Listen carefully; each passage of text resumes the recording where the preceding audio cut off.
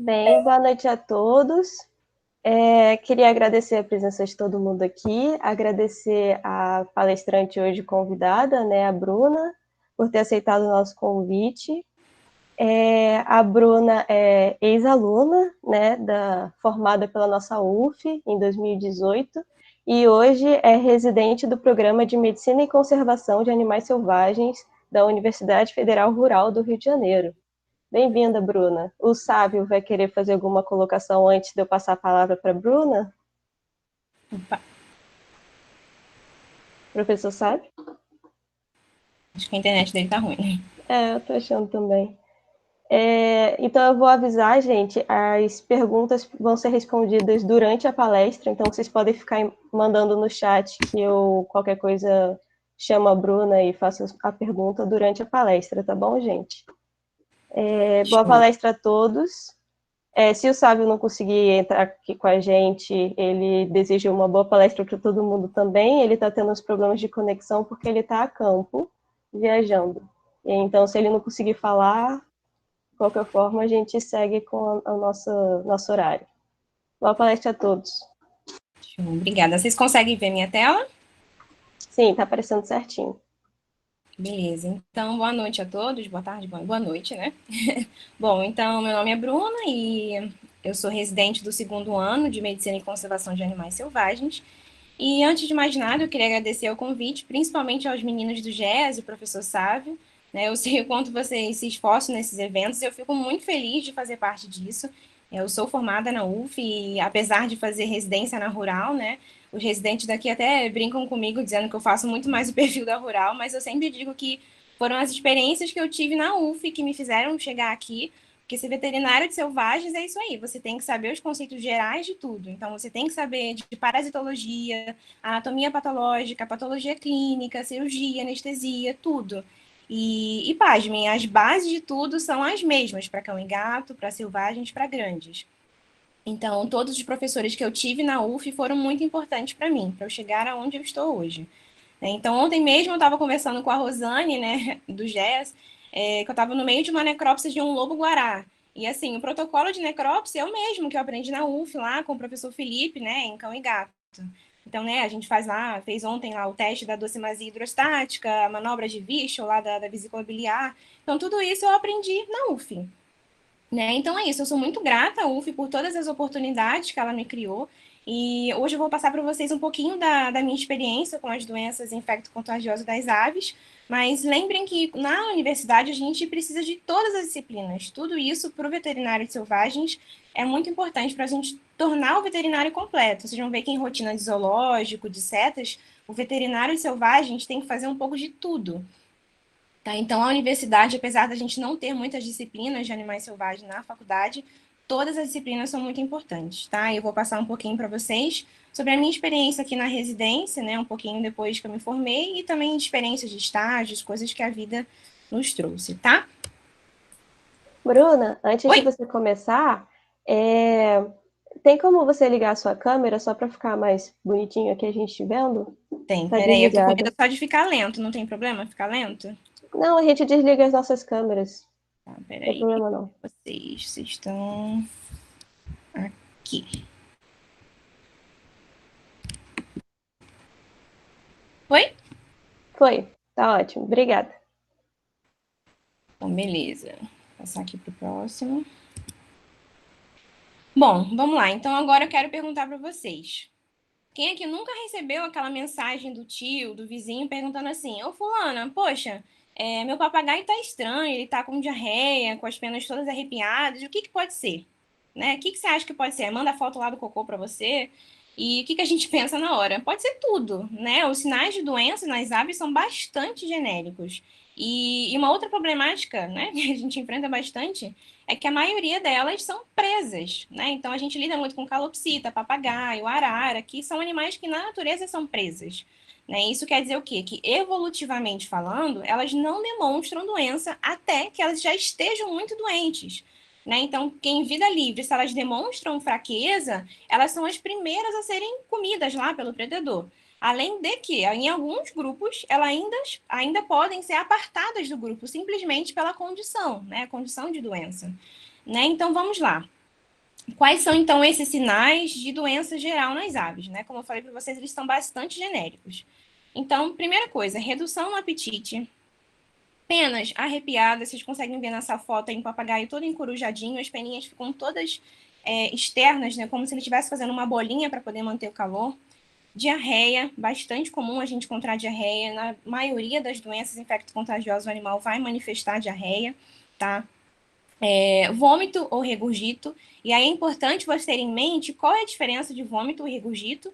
Tá? Lembra que o regurgito, o alimento está praticamente inteiro, então ele vem ali do papo, você acaba de alimentar o animal e pouco tempo depois já tem um alimento ali fresquinho. Então você vê ali pedacinhos de banana, pedaços de manga, enfim, tudo inteiro. Enquanto que o vômito, né, já é o alimento que passou por um processo de digestão. Então ele vem lá de baixo, de proventrículo, ventrículo, tá? Então lembrem sempre de fazer essa diferenciação. Outras alterações bastante comuns também são as secreções oculares e ou nasais. Alterações em coloração de penas, isso é bastante comum em animal hepatopata, ou que tem alguma alteração em fígado. Né? Então, aqueles animais, um papagaio verdadeiro, né? Que tem que ser todo verdinho, ele chega meio amarelado para você, porque quem produz os pigmentos das penas é o fígado. Então, se o fígado tem uma alteração, claramente as penas vão ter essa alteração dos carotenoides, tá? E eu coloquei ali embaixo sonolência em asterisco, por quê? Aves doentes normalmente dormem durante o dia, né? Tá aquele dia quente, 40 graus aqui de Seropédica, onde fica rural, e tá lá aquele papagaio dormindo na consulta, tá? Isso é alteração. Agora, eu coloquei em asterisco por quê? Porque em filhotes, lembre sempre disso, filhotes de aves normalmente dormem durante o dia. Então não achem que só porque aquele papagaio filhotinho está dormindo é porque ele está doente. É bastante comum os filhotes dormirem durante o dia. Então façam sempre essa diferenciação. Se for adulto, tiver muita movimentação, muita gente em volta e o papagaio está dormindo, é estranho, tá? Então fiquem sempre de olho nisso. Agora essa informação eu coloquei para vocês aí em cima, porque é uma coisa que eu quero discutir bem com vocês. Leiam só, 61% das doenças humanas conhecidas são zoonóticas, ou seja, a gente não está só falando de antropozoonoses, que são as doenças que os animais passam para a gente. Aqui a gente está falando também de zooantroponose, que são as doenças que a gente passa para os animais. Então, tenham sempre isso em mente. Tá? Já foram feitos vários e vários estudos com a microbiota de aves de vida livre e já foi observado que, pasmem, muitas delas tinham bactérias resistentes a muitos antibióticos que a gente usa na medicina humana. E como é que é possível que essas aves de vida livre tenham já resistência a antibióticos humanos, principalmente que a gente usa? Né? Porque essas aves, normalmente, elas vivem num ambiente periurbano, ou seja, próximo ao homem. Então, são as aves que possuem essas bactérias resistentes que a gente está carregando. Tá? Então, olhem nessa foto. Olhem só a proximidade que eu tô desse papagaio só para poder avaliar ele. Tá? Essa foto ela foi tirada antes da pandemia. Então, eu não tô de máscara só por conta do coronavírus, não. Eu tô de máscara porque assim que eu bati o olho nesse papagaio, eu vi a alteração típica de clamidiose, que é uma zoonose. Tá? Então, eu coloquei a máscara para eu me proteger. Mas lembrem-se sim que esse animal ele está doente. Então, eu também posso, né? Ele está doente, ele está imunossuprimido. Então, eu posso também piorar a situação dele se eu passar algum patógeno para ele. Tá? Então, não se esqueçam disso. A gente está se protegendo, mas a gente também está protegendo o animal da nossa microbiota, que muitas vezes vai acabar tendo alguma bactéria, algum vírus, que tem aí uma certa resistência, né, aos produtos químicos, né, que a gente usa, aos antibióticos em gerais, tá? Então, vamos começar falando das doenças bacterianas, né, acho que são talvez as mais comuns que a gente lida na clínica. E, bom, não poderíamos começar de forma diferente se não fosse pela clamídia, né? A nossa queridinha e famosa clamídia. Todo veterinário de selvagem, se não hoje, um dia vai atender uma ave positiva para clamídia, né? Eu já atendi várias, é bastante comum. E eu quero passar para vocês qual que é o cenário, né? O cenário do animal positivo para clamídia. Então, normalmente a gente tem ali os animais oriundos do tráfico. Então, aquela senhorinha que passou ali na feira de Caxias, achou um papagaio no sol, ficou com dozinha, R$ 200, levou para casa, tá? Só que, infelizmente, essas pessoas elas não têm um cuidado sanitário muito bom quando eles vendem, né? Essas pessoas eles armazenam vários papagaios em casa, colocam ali 50 papagaios numa caixa e vão depois vender na feira. Então, vocês acham que tem aí um certo grau de cuidado sanitário? Não tem. Enquanto que nos criatórios legalizados, tudo bonitinho, eles têm um cuidado maior porque eles vivem daquilo financeiramente falando. Então, são pessoas que têm aquele hobby, normalmente os criadores vão ver que são pessoas que gostam mesmo de criar aves e eles vendem pelo hobby mesmo. Porque a maioria das pessoas que vendem aves, né, de forma legalizada, vocês vão ver que não precisam daquilo, elas fazem porque é um hobby delas. Então, são pessoas que têm um certo cuidado a mais com as aves. Então, quando a gente pensa em ave positiva para clamídia, a gente pensa em animais oriundos do tráfico. Então, animais que chegam no CETAS, que foram apreendidos, tá? Esses animais que são domiciliados, mas que um dia vieram de alguma forma ilegal, tá? E qual é o problema disso? A clamídia, né, Clamidófila psittacio, ou clamídia psittacio hoje em dia, é uma bactéria intracelular, obrigatória. Então, necessariamente, ela precisa estar dentro de uma célula para ela poder causar doença. Só que ela é muitas vezes silenciosa. Por ser intracelular, ela pode ficar anos, anos e anos e anos dentro daquela célula escondidinha. Aí tudo que precisa é de uma imunossupressão para que a doença venha a acontecer. Então muita gente fala assim: ah, mas doutora, como é que meu animal está positivo para clamídia se eu nunca tive nenhuma outra ave? Pode ser que ela já veio para essa pessoa positiva lá atrás, há muitos anos atrás. E aí, devido a alguma imunossupressão, então o animal viajou de carro, ou a pessoa introduziu um animal novo na casa, um cachorro, um gato. Isso estressa o animal, a imunidade cai e aí vem a clamídia. Tá? Eu coloquei ali que o tratamento é longo e caro. Tá? Se vocês compararem com outras doenças, talvez não seja caro. Mas por que eu coloquei isso? Geralmente a gente faz o tratamento de clamídia, vou passar isso mais para frente, mas geralmente a gente faz o tratamento de clamídia usando doxiciclina. Eu não sei se vocês já foram ou precisaram comprar doxiciclina suspensão, mas um frasco de doxy suspensão, custa R$ 87, um frasco, tá? E o tratamento para clamídia, normalmente a gente faz para 45 dias. Por quê? Lembra que eu falei que a bactéria ela é intracelular? Então, não é sempre que ela sai da célula. Então, a gente tem que fazer um tratamento super, hiper, mega longo para que, eventualmente, eu consiga pegar a bactéria quando ela sai da célula. Então, o tratamento tem que ser longo. Não adianta fazer 20 dias, 30 dias que não funciona. Tá? Então, assim, o que eu falei? O frasco custa ali, pelo menos aqui em Seropédica, né? Eu precisei comprar esse dias para um papagaio lá do Cetas. Eu paguei R$ 87 no frasco. E o frasco tem 60 ml e dura 20 dias. O que eu falei? O tratamento são 45 dias. Então, o frasco dura 20. Eu precisei comprar 3 frascos. Então, pensem comigo, R$ 87 vezes 3. Isso para o tutor tratar uma simples, entre aspas, bactéria. E não tem só ali a questão da medicação do antibiótico. Você também tem o exame de sangue. E o exame de sangue, o exame de PCR que detectou a clamídia, o tutor também pagou. Tá? O protetor hepático. Eu vou conversar com vocês que a clamídia, ela tem uma certa alteração, a clamídia, ela tem um certo tropismo pelo fígado. Então também tem que tratar o fígado. A doxiciclina também tem uma certa alteração hepática, então também tem que pensar no fígado. Então, tudo isso a gente tem que pensar no tratamento, que acaba saindo um pouco caro, tá?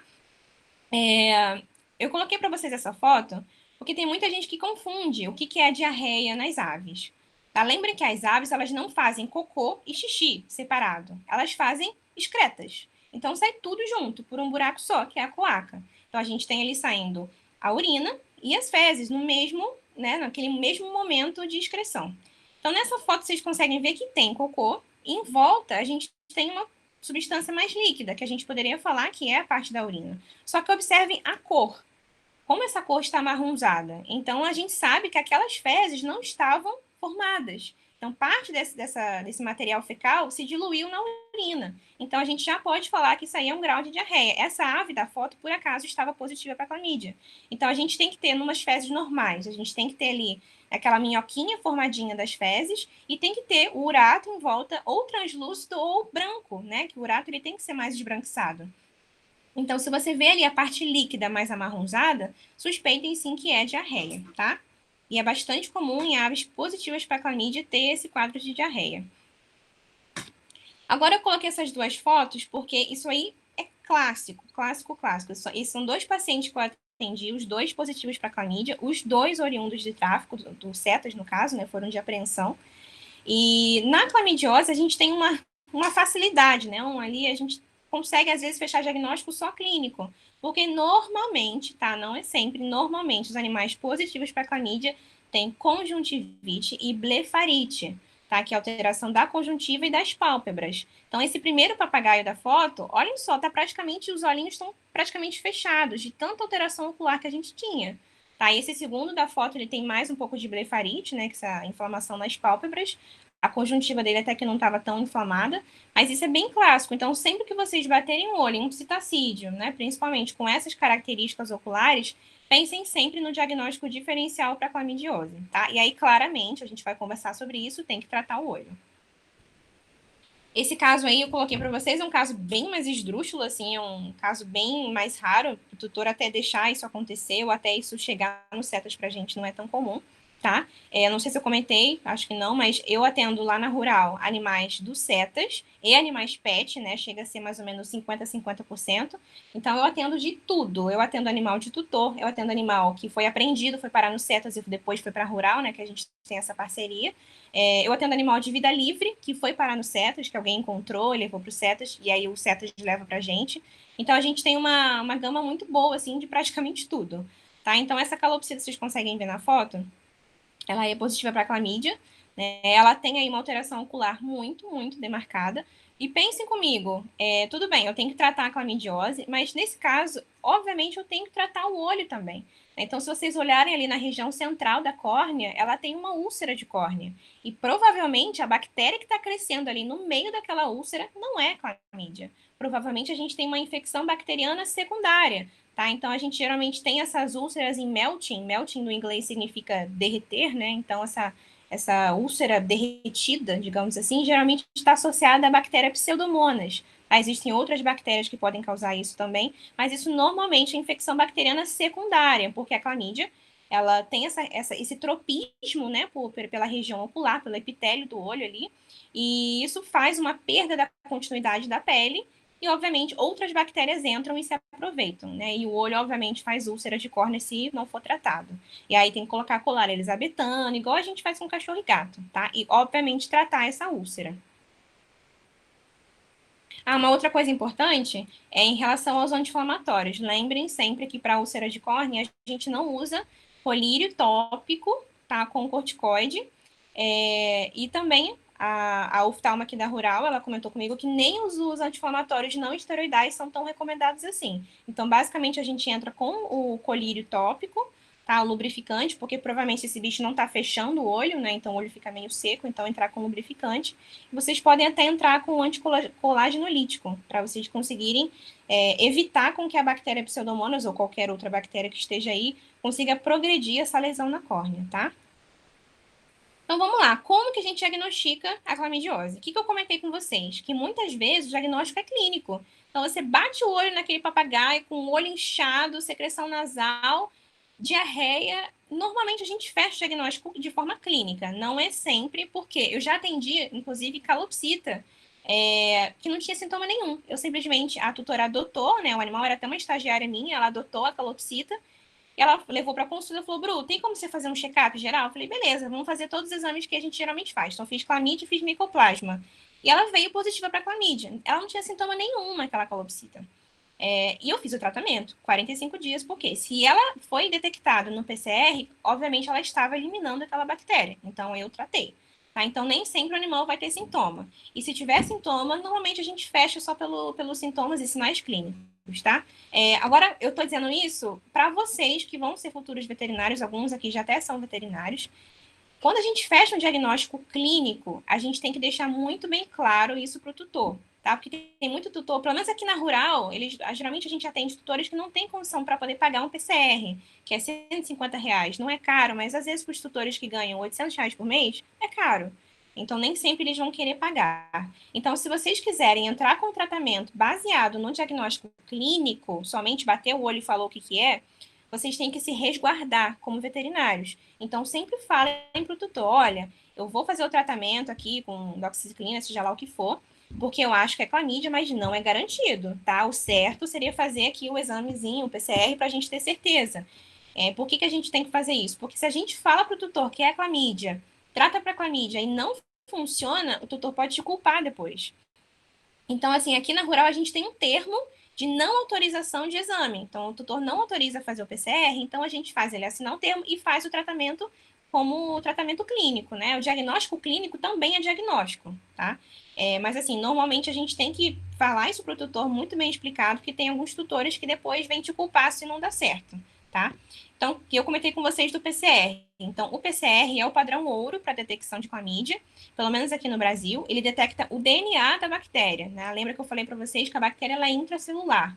Então, normalmente a gente faz aí ou um swab cloacal, ou de coana, ou de traqueia. Para algumas pesquisas, a gente faz os três, tá? Só que se vocês verem alguns laboratórios aqui do Rio, eles cobram por swab. Então, não adianta pegar e mandar um swab de cloaca, um swab de coana e um swab de traqueia, que eles vão me cobrar 3 exames. Então, eu, Bruna, normalmente só mando o swab de cloaca, tá? Deixa eu passar aqui pro próximo para mostrar. Bruna, Oi? o Matheus perguntou se a doença pode ser assintomática, aquela proteção que você mostrou no início, máscara, luva, tem que ser rotina? Tem que ser rotina. Nem sempre a gente lembra disso, né? A gente vê aquela calopsita bonitinha lá no colo do tutor, aparentemente sem nenhum sinal. Pense, você não conhece aquele animal. Eu não sei de onde ele veio. Né? E assim, essa tutora, que era uma estagiária nossa, ela estava manipulando o bicho em casa tranquilamente. Então, se o PCR detectou a liberação daquele DNA da bactéria, ele estava eliminando a bactéria. Então, assim, óbvio, a gente já cansei de lidar com animais sem luva, sem máscara, e eu nunca peguei nada. Não é você vai pegar com certeza. Mas se a gente tiver imunossuprimido, sei lá, grávidas, pessoas idosas, a gente pode ter essa facilidade de pegar. Então, tomem bastante cuidado, ainda mais se vocês não conhecem a origem do animal. Se o doutor fala para você, eu comprei na feira. E aí já toma aquele cuidado, já põe a máscara, põe a luva e toma todo cuidado. Tá lá no setor, né? A Rosane estagiou lá com a gente um tempo. Não sei se ela chegou a reparar. Eu com répteis, eu fico maluca. Eu vejo estagiário pegando jabuti na mão, sem colocar luva, eu falo, tá querendo emagrecer? Tá querendo pegar salmonela? Muitas aves não, né? Répteis são portadores de salmonela. Então eu falo, toma cuidado, bota luva. Esses bichos têm salmonela. Então tem muitos animais que a gente bate o olho e já fica meio assim. Tá, eu com répteis eu sou um pouco mais cuidadosa, com aves eu sou mais ou menos, às vezes eu vejo aquela ave de uma origem não tão muito legal, eu já coloco máscara, coloco luva, mas assim, o ideal, né, em um mundo perfeito, é a gente sempre tomar cuidado para qualquer animal, né, não só por conta daquela questão que eu falei com vocês, da gente pegar, mas a gente passar também, tá? Bom, voltando aqui na parte de diagnóstico, o que eu comentei com vocês? Então, para a gente fazer o exame de PCR, né, o PCR que é o que detecta o DNA, a gente faz um swab, é um cotonete estéreo, tá? Sempre estéreo, pelo amor de Deus. Não vai pegar o cotonete da gaveta ali e enfiar na cloaca do animal, tá? Então, o cotonete tem que ser estéreo, né? O swab estéreo, ele vem num saquinho estéreo, bem bonitinho. Eu, particularmente, quando eu tenho que mandar para laboratório pago, eu mando só de cloaca, porque, como eu falei, eles cobram por local, né? Se eu mandar 3 amostras diferentes, não importa se é do mesmo animal, eles vão cobrar 3 exames diferentes. Então, geralmente, eu faço só da cloaca. E aí, qual que é a dica que eu dou para vocês? Lembra que eu falei que a clamidiose, né, a clamídia, ela é uma bactéria intracelular? Então, concorda comigo que para o exame vir positivo, eu tenho que romper essas células? Então, qual que é a dica? Quando vocês fizerem o swab, dá uma machucada. Machuca mesmo a cloaca do bicho. Coloca lá dentro e dá uma giradinha. Até sangrar um pouquinho. Eu sei que para o tutor vai ser meio chato de ver isso, o papagaio, o calopsita reclama, ainda mais quando é bicho pequenininho, eles dão uma reclamada. Tá? Existem swabs muito pequenininhos de gato, né? Que você consegue colocar numa calopsita, num periquito australiano. Mas normalmente eu machuco. E eu aviso, mãe, eu vou colocar aqui o swab na cloaca do seu animal, eu vou dar uma machucada. Pode ser que as primeiras fezes venham com sangue, mas é normal, eu preciso romper essas células, senão você está gastando dinheiro à toa, senão o exame vem negativo. Então eu quero ter certeza de que eu rompi células. Então eu coloco lá o swab e dou uma mexidinha, até sangrar um pouquinho, tá? Aí na UF eu trabalhei com PCR, então eu aprendi a colocar no Eppendorf, tá? Aqui na foto vocês conseguem ver à direita, tem um Eppendorf bonitinho ali do lado. Eu corto a pontinha do suave e coloco ali dentro e mando para o laboratório assim mesmo. Mas aqui algumas pessoas colocam em pote de fezes, colocam em saquinho, vocês que sabem. Desde que o potinho esteja limpo e não tenha a possibilidade de ter clamídia ali dentro de um outro animal, tá ótimo, tá? Não precisa nem ser estéreo, estéreo. Desde que esteja limpo, né? Nunca foi usado, tá ótimo. Eu coloquei aqui para vocês um teste de clamídia que eu achei muito legal. Eu passei um tempo lá na Inglaterra e lá eles têm um exame de clamídia diferente do nosso. Sai na hora, que é um teste de anticorpo. A gente não tem no Brasil, infelizmente. Esse teste, tá vendo ali até o timer, fica pronto em 5 minutos, tá? Esse teste, a gente procura o anticorpo para clamídia. Então, é muito legal. Esse kitzinho fechadinho. Ele já vem com controle positivo, tá? Você tem uma amostra conhecidamente negativa, e aí você coloca a amostra do animal ali, que se vier positiva ou não, você consegue saber em 5 minutos, tá? Então, esse é um teste bem legal. Espero que um dia a gente tenha isso no Brasil, porque é muito rápido, é muito legal. E quando a gente manda a amostra para PCR, o laboratório tem que buscar. Então, o motoboy vem, busca, e aí volta para o laboratório. Aí, se a gente está lidando com PCR convencional, tem que fazer a extração do DNA, tem que fazer a purificação do DNA, aí depois a gente faz o PCR, aí depois a gente faz a eletroforese, e isso daí uns 5 dias para sair o resultado, tá? Enquanto que nesse exame aí fica pronto na hora. Então é bem, bem legal esse teste, espero mesmo que a gente tenha um dia, e eu quis colocar para vocês verem que não existe só o PCR, tá? Eu falei para vocês, no Brasil, o padrão ouro é o PCR, mas existem outras alternativas, tá? Bom, agora falando do tratamento. Se vocês forem aí... Oi? Oi, antes de você passar para o tratamento, a Natália perguntou se o exame parasitológico de fezes serve para diagnosticar clamídia também. Não, parasitológico não. O que você pode fazer é você coletar as fezes num potinho e mandar para PCR.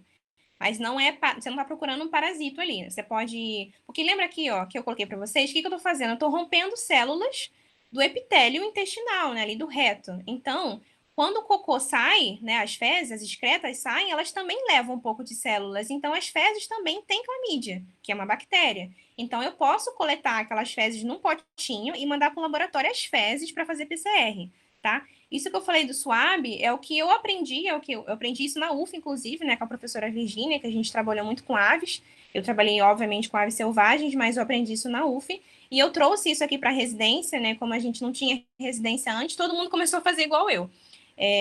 Mas assim, vocês podem também. Eu vou no final falar até da minha ave, né? Que eu fiz por fezes mesmo. Mas numa rotina de atendimento clínico, eu acho muito mais prático fazer com o SWAB, porque nem sempre o tutor traz a gaiola suja. Às vezes eles limpam, eles querem impressionar o veterinário, igual a gente quando limpa a casa antes de vir a faxineira. É isso que os tutores fazem com as gaiolas, eles limpam a gaiola antes de trazer. Aí você quer coletar fezes para fazer PCR e não tem. É aqui que você faz, enfia o cotonete na bunda do bicho e coleta só a amostra. Então você não vai ter problema nenhum. Tá? Eu acho mais prático, mas vocês também podem mandar pote de fezes. Muito, muito boa pergunta. Foi a Natália, né, que perguntou? Show. Agora vamos falar do tratamento. Deixa eu só beber um copo d'água que eu falo muito rápido. Se eu estiver falando rápido, vocês me avisam, tá? Bom, vamos lá, tratamento. O que eu falei para vocês? Que normalmente eu uso doxiciclina, tá? Doxiciclina uma vez ao dia. E lembra que eu falei, é chato, 45 dias, tendo que pegar o bicho todo santo dia. Então, o tratamento é muito longo. Esse frasquinho aí de doxy que tá na foto custa R$ 87 aqui em Seropédica, é muito caro. E ele só cabe 60 ml. Então, a gente compra um frasco, dá 20 dias, né, para um papagaio, mais ou menos de 400 gramas, dá 20 dias e acaba. E se a gente estiver lidando com uma arara, pensa agora uma arara azul, uma arara positiva para clamídia azul. Quantos frascos eu não vou usar disso aí em 45 dias? Então, é muito caro, tá? Existem outras opções que outros veterinários usam, né? Eu já fiz estágio em uma clínica que o veterinário usava azitromicina, já vi outros veterinários usarem enrofloxacino. Então, na verdade, qualquer antibiótico que penetre a célula, lembra que eu falei que é uma bactéria intracelular? Então, qualquer antibiótico que penetre a célula tá show. Então, penetrou, tá bom. Isso é importante. Então, assim, a doxiciclina, por que a gente geralmente usa a doxiciclina? Se vocês forem fora do Brasil, eles só usam a doxi. Agora vamos pensar como veterinários. O que acontece se eu usar uma droga, você usa outra, aquele outro usa outra, e cada um usa a droga que quiser? Daqui a pouco a gente vai ter resistência bacteriana de tudo ao mesmo tempo. Então é sempre importante que a gente comece sempre com a mesma droga, a gente padronize entre os veterinários, usar sempre a mesma droga. Porque se um dia tiver uma resistência bacteriana, bom, beleza, já usei a dox, já está resistente, vou passar para a próxima. Vamos lá, azitromicina. Aí todo mundo usa azitromicina por 20 anos. Aí depois acaba a azitromicina, passa para enro. Então eu acho mais interessante a gente sempre padronizar a mesma droga por uma questão de resistência a antibiótico, né? A gente nunca fala disso, mas é importante a gente lembrar disso, que também é importante no nosso papel como veterinários, tá? Então, eu vou usar a doxy até que um dia alguém me fale, olha, as clamídias estão vindo resistentes. Aí eu paro de usar, tá? Que eu comentei da doxy? Que a doxy, ela é um pouquinho hepatotóxica, então ela dá uma lesionada no fígado. E a clamídia já lesiona o fígado naturalmente. Então, normalmente, a gente entra com um protetor hepático também. Eu gosto muito de silimarina, que é o famoso Legalon, que você compra na farmácia humana, mas vocês também podem manipular na Drogavet, qualquer farmácia de manipulação faz silimarina, porque usa também cão e gato, né? Mas eu gosto muito de silimarina associado, então eu faço a doxy e a silimarina. Né? Então a doxy vai lá dar uma machucada no fígado, eu vou lá e faço a silimarina que dá uma regenerada. E assim vai por 45 dias, tá? Eu coloquei ali embaixo que é importante a gente coletar sangue, né, e ir monitorando a condição do fígado, tá? Porque a gente tá com o animal com clamídia e a gente tá com o animal tomando doxy. Então, se o tutor tem condições, eu peço para o tutor a cada 15 dias vir em consulta para coletar um sangue, só para coletar ali perfil hepático, só para ver como é que tá o fígado, para saber se essa doxy não lesionou o fígado ou não, tá? E eu comentei com vocês do olho, né? Então, às vezes, as aves vêm com alteração no olho. Então, não adianta só fazer doxy e silimarina. Tem que lembrar do olho também, fazer o tratamento do olho, igual eu comentei com vocês. Um colírio antibiótico, o ideal é que vocês façam uma cultura daquela úlcera, se tiver úlcera, para saber qual é a bactéria que está crescendo ali, e assim vai, tá? Então, não esqueçam do olho também, se tiver alteração.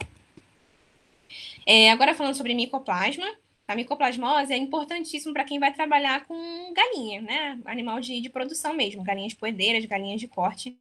É uma doença bastante comum em animais criados em fundos de quintal.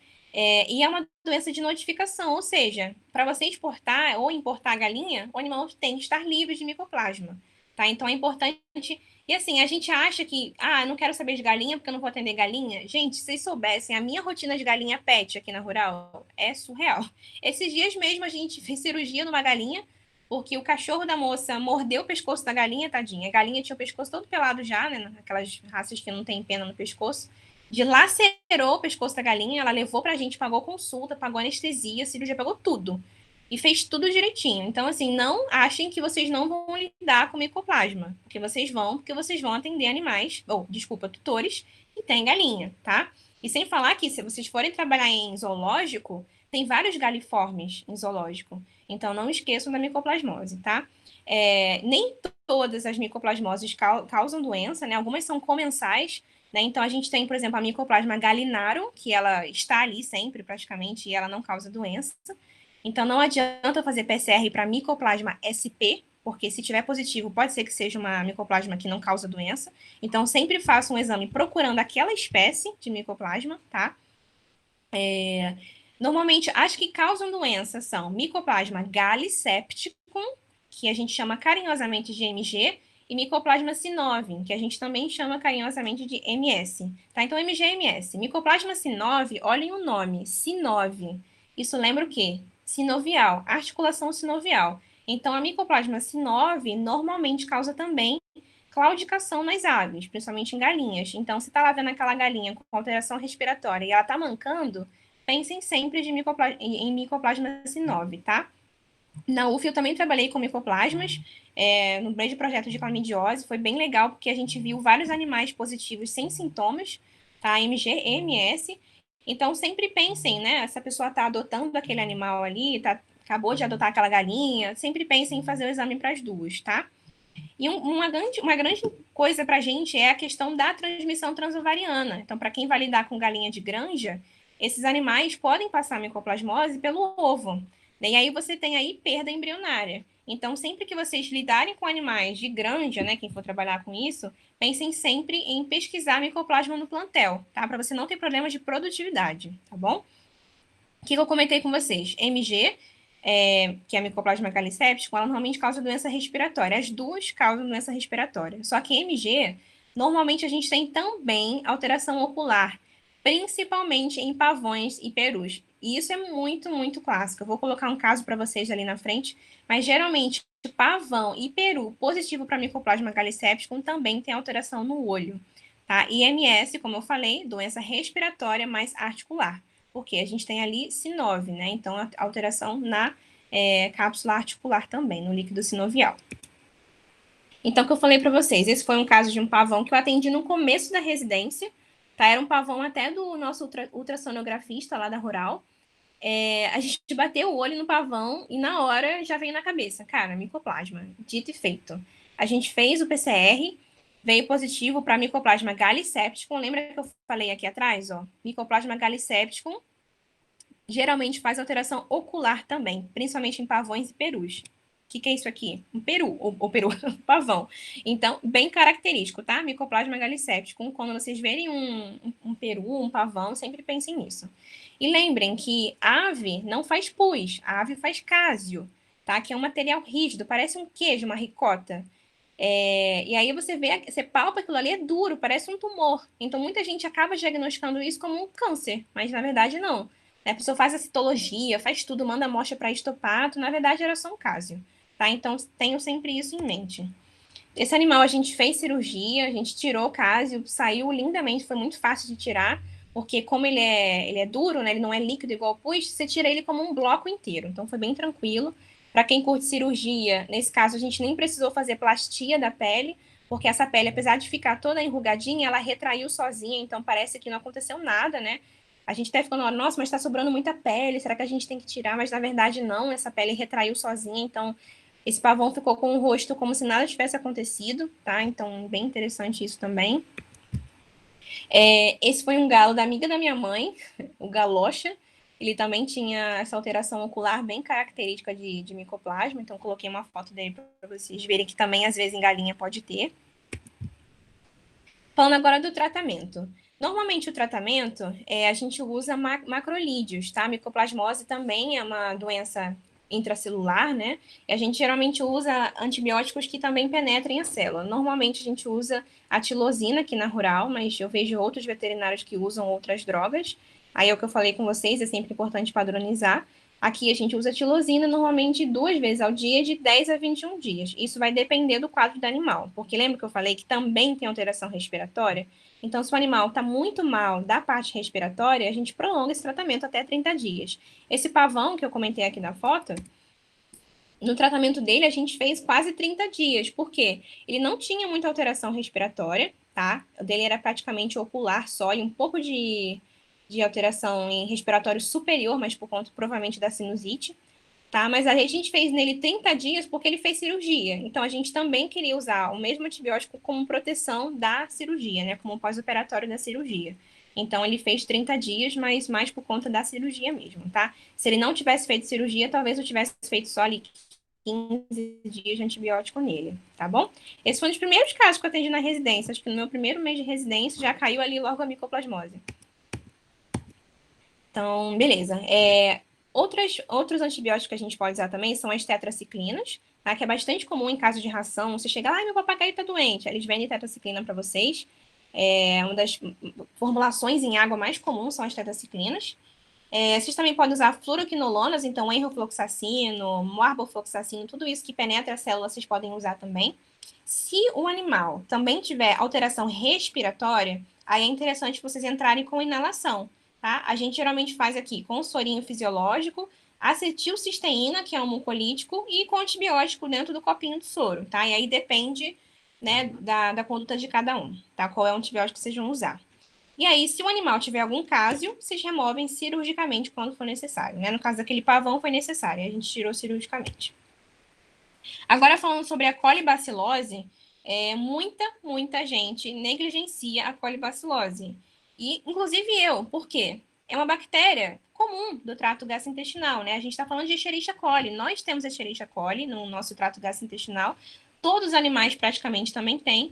E quando que a gente vai imaginar que é aquela bactéria que está fazendo a doença, tá? Então, é muito difícil a gente fechar diagnóstico, apesar de ser fácil achar a Escherichia coli, tá? Só que a Escherichia coli, apesar de ser ali uma enterobactéria super comum do trato gastrointestinal, ela tem sorotipos, né? Então, o que muda ali é aquele antígeno da membrana, né? O antígeno do flagelo, o antígeno do polissacarídeo ali de membrana. E aí a gente tem vários sorotipos. Alguns sorotipos são patogênicos demais para as aves. Então, aí a gente vai estar lidando com uma Escherichia coli patogênica. E normalmente nas aves a gente tem ali uma cepa, né, um sorotipo de Escherichia coli que é extraintestinal. Normalmente, Escherichia coli causa doença intestinal. Nas aves, normalmente, aquele sorotipo, ele é extraintestinal. Tá? A gente tem Escherichia coli de trato urinário, a gente tem Escherichia coli de outros locais, mas quando a gente está falando de aves, normalmente a gente fala com o tipo Specking, que é o tipo extraintestinal, tá? Qual que é o grande problema também para quem for trabalhar com reprodução, com granja? né? Transmissão vertical, passa para o ovo, aquele sorotipo patogênico. Então, se a gente detectar um sorotipo patogênico na nossa granja, é todo mundo para eutanásia, a não ser que você queira criar ela de forma pet, mas se você quiser vender, você vai perder a sua produtividade inteira. Então, é importante também a gente ter isso em mente, transmissão vertical, tá? O que eu falei para vocês? Que normalmente a gente negligencia a Escherichia coli, né? Eu mesma, quando que a gente vai pensar em Escherichia coli? É muito difícil. Normalmente o bicho já morreu, tá? Então, normalmente a gente fecha o diagnóstico na necrópsia, tá? A gente coleta tecido, a gente manda para análise e a gente vê lá lesões típicas de Escherichia coli, de colibacilose, tá?